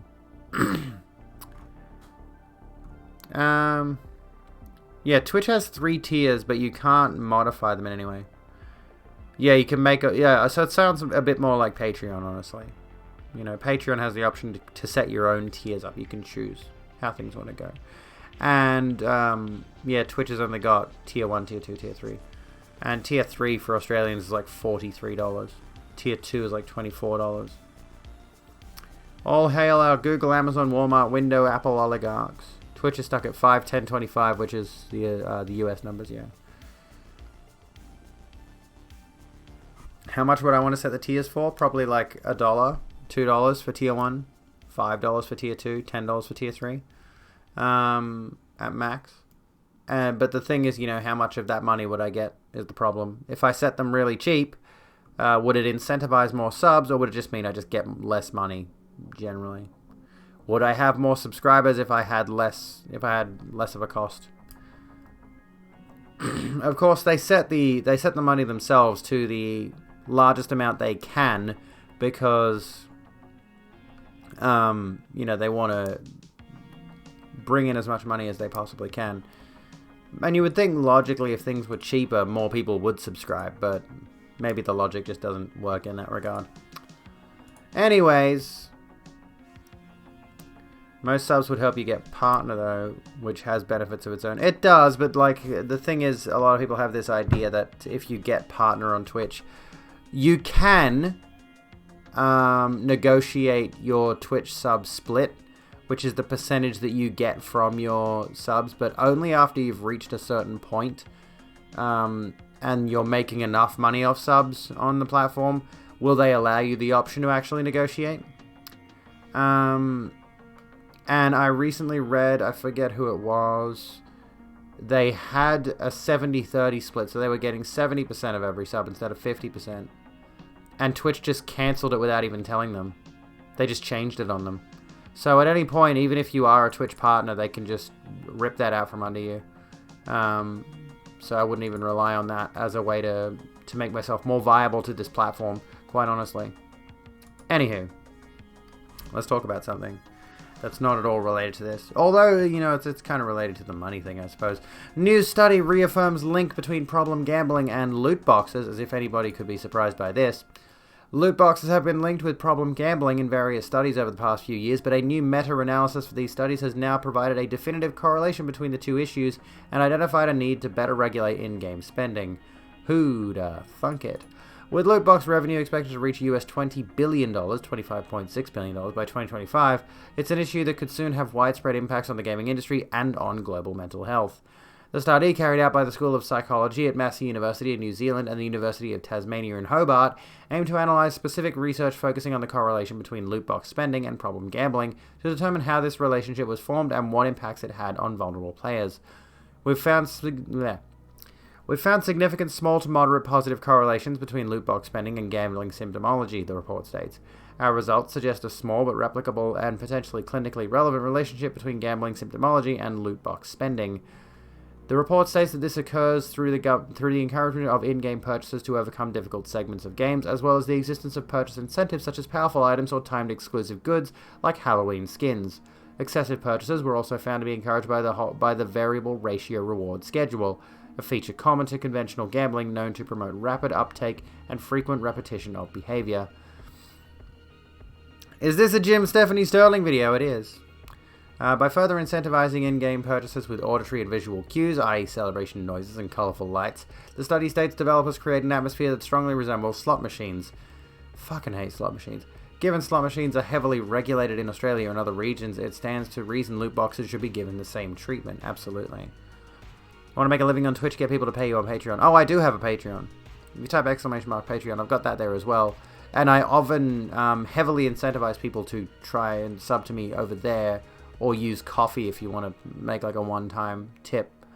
But it's difficult because the reason that it's so difficult to get people to subscribe on those platforms instead of on Twitch is that Twitch makes it really, really easy to subscribe to someone. The option is right there on the site. It makes it easy for you to cheer for someone. You know, the website's already providing you with the avenue to support financially your favorite streamer through this thing. And the problem is, the problem with this thing is Twitch doesn't tell you, I don't think, how much of the money the streamer gets from the sub. So when you're subscribing at $5, it could be easily misinterpreted that the streamer might be getting all of that money. So a lot of people would see someone who's got a ton of money and then like take their sub count, 128 out of 150, and just say, oh, well, clearly you're getting, let me just mental math this. Not mental math it, let me just literal math it. So some people might be assuming that, you know, let's just say 128 times 9, people might think I'm getting 1,152 Australian dollars.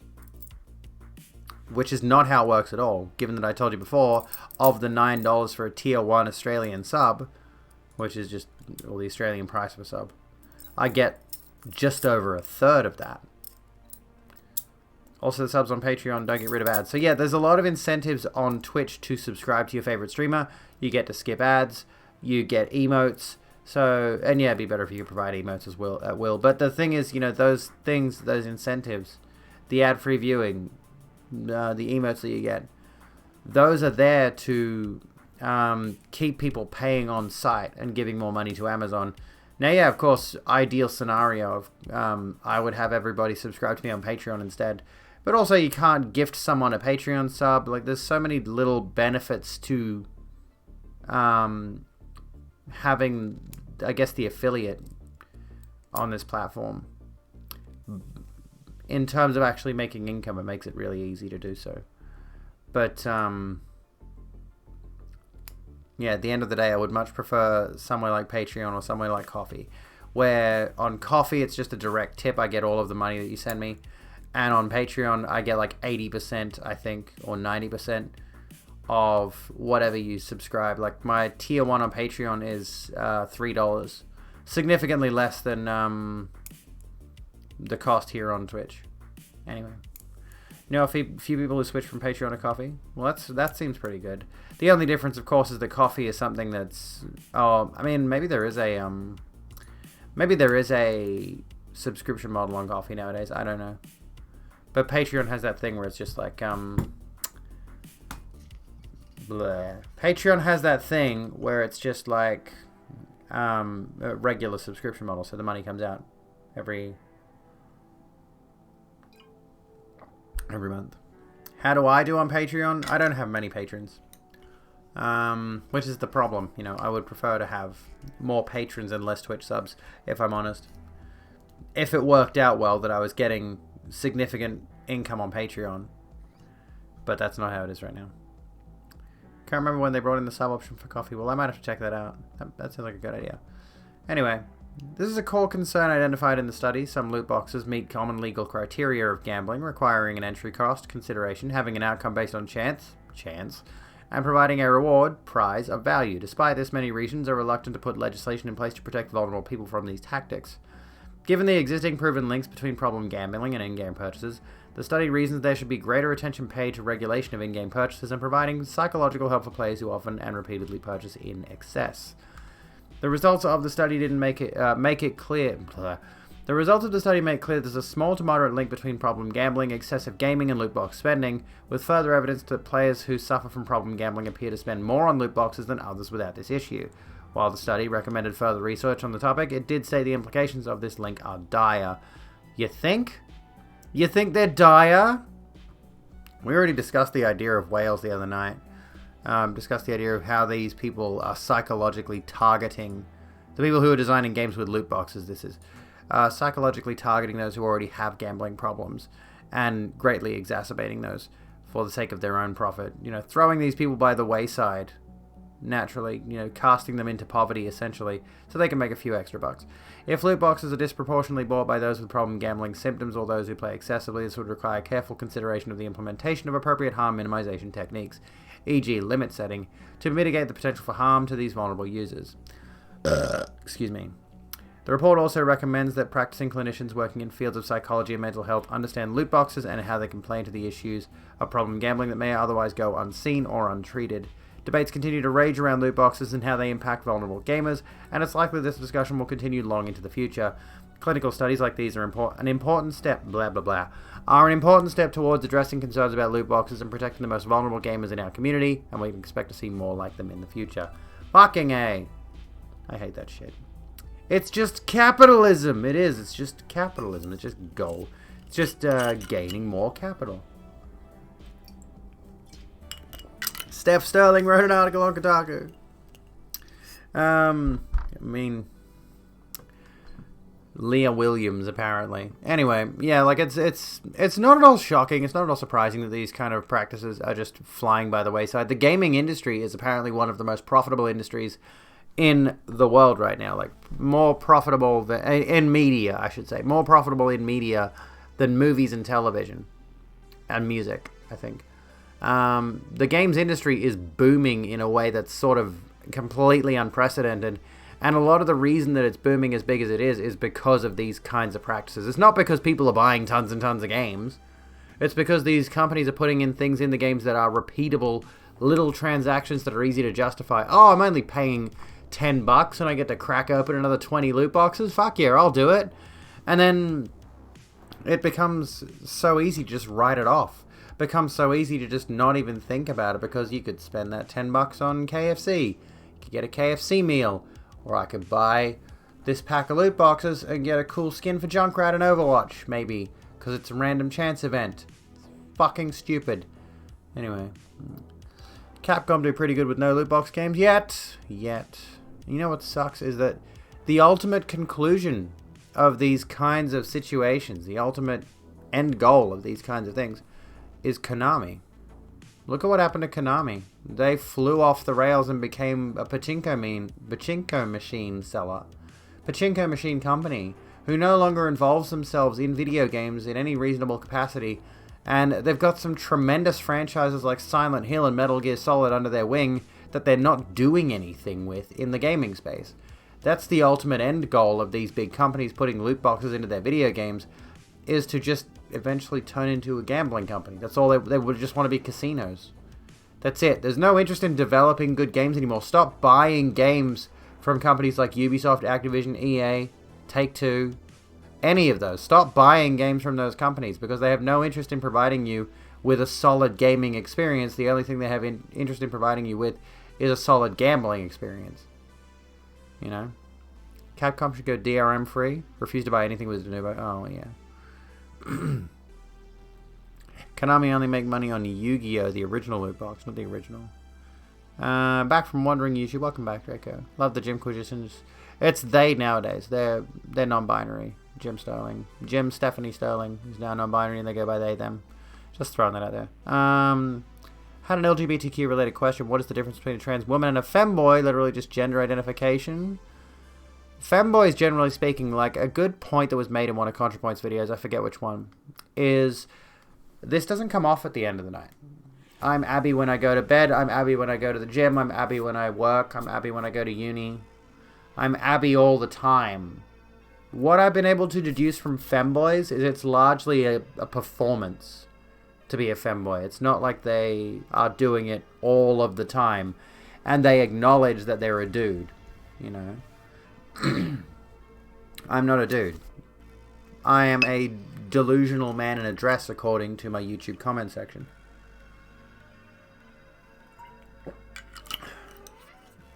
Hello, with a cat. I've got a pussy. Yeah, it's not all the same kind of thing. There's a lot of differences there. There's a lot of descriptors there. This comes back around to the labels discussion, honestly.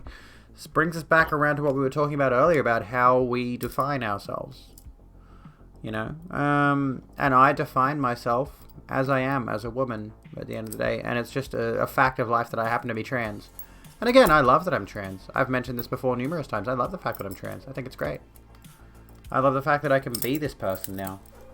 Be the person I've always wanted to be. Look at him like... Look at him. Look at you little rude bastard. I'm trying to pat you.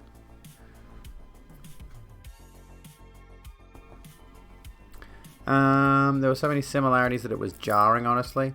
I think it's because a lot of people conflate the two. You know, you see a lot of femboys floating around.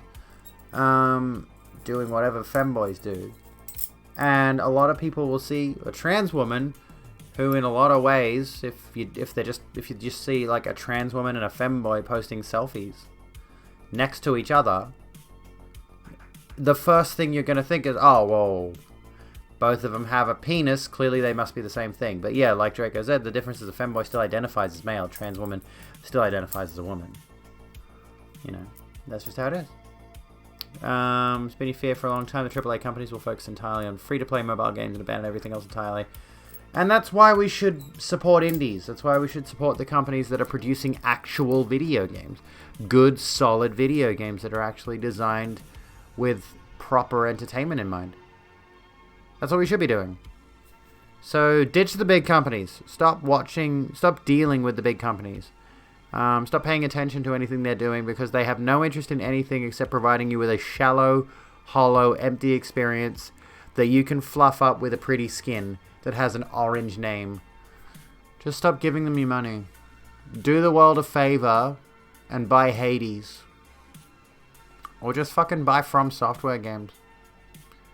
That was the difference you notice, especially with femboys that take HRT. That I haven't heard of. I wouldn't be surprised. But, yeah, that I haven't really heard much about. Are you able to do that? Play literally nothing but indie games? Not necessarily.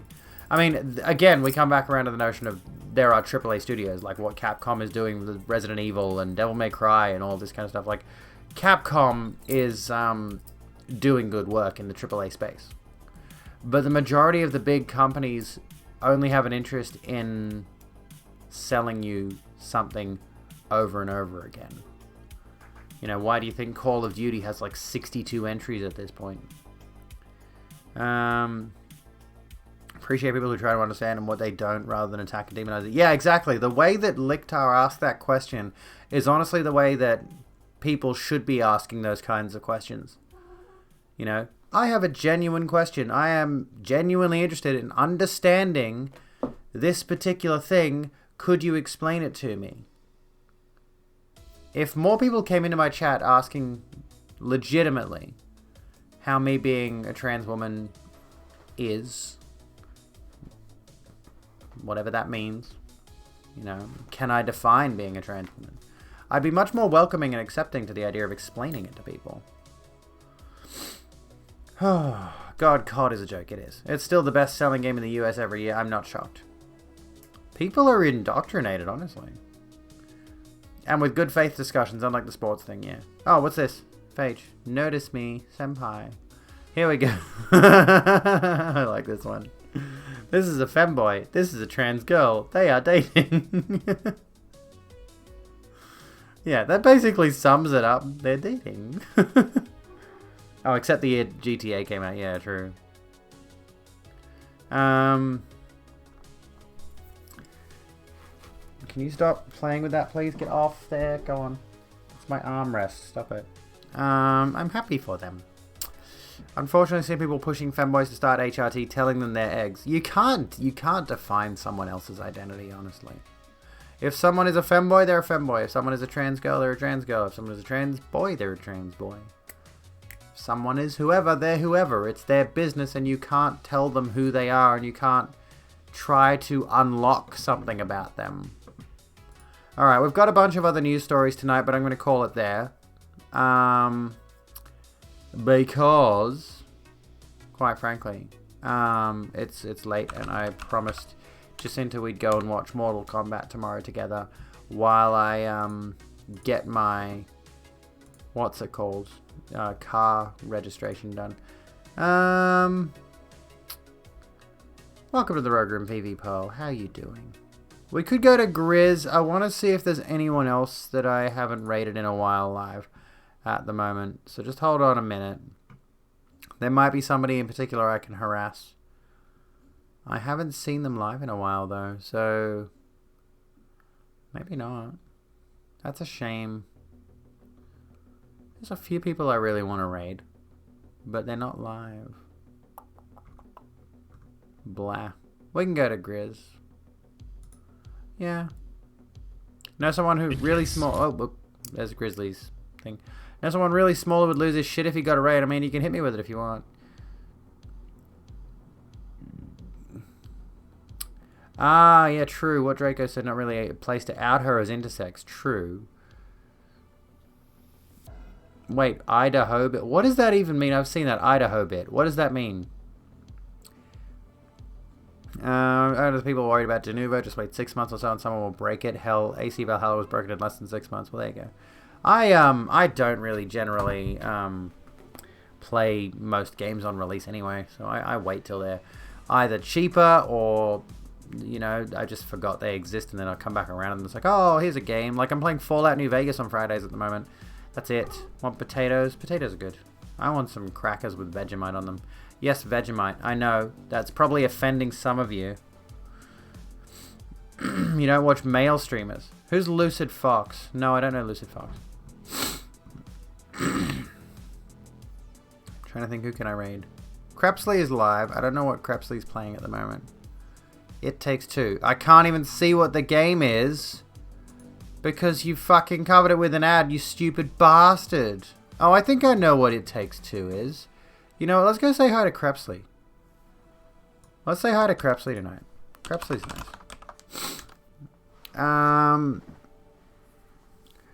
Anywho. Thank you all for hanging out tonight. You've all been lovely. You've all been fantastic. Thank you for being just marvelous people. And I will be live tomorrow night, hopefully with a better stream. I feel like I've been really drifting in and out of consciousness today. I don't know why. It's a co-op EA game. I do have a Discord if you want to, ! Socials will give you everything. Check out my Twitter, my Discord, join that. Subscribe to my YouTube channel. Follow my Instagram and my Facebook. Oh, International Day Against Homophobia, Biphobia, and Transphobia. Is that today or tomorrow? We can talk some more queer stuff tomorrow. That would be great. That would be fantastic. Today. Okay, well, we can do some more, we can do some more queer discussion. Dude, just badges. Before I leave, I literally researched Columbine extensively. I know those names. You're not clever. Anyway, we could do a solid, like, queer learning day or something tomorrow. I don't know. We'll figure it out. Let's go say hi to Crepsley. Thank you so kindly. Be kind to yourselves and each other. My name has been Abigail Beck of the Rogue Room, and I'll see you when I'm looking at you.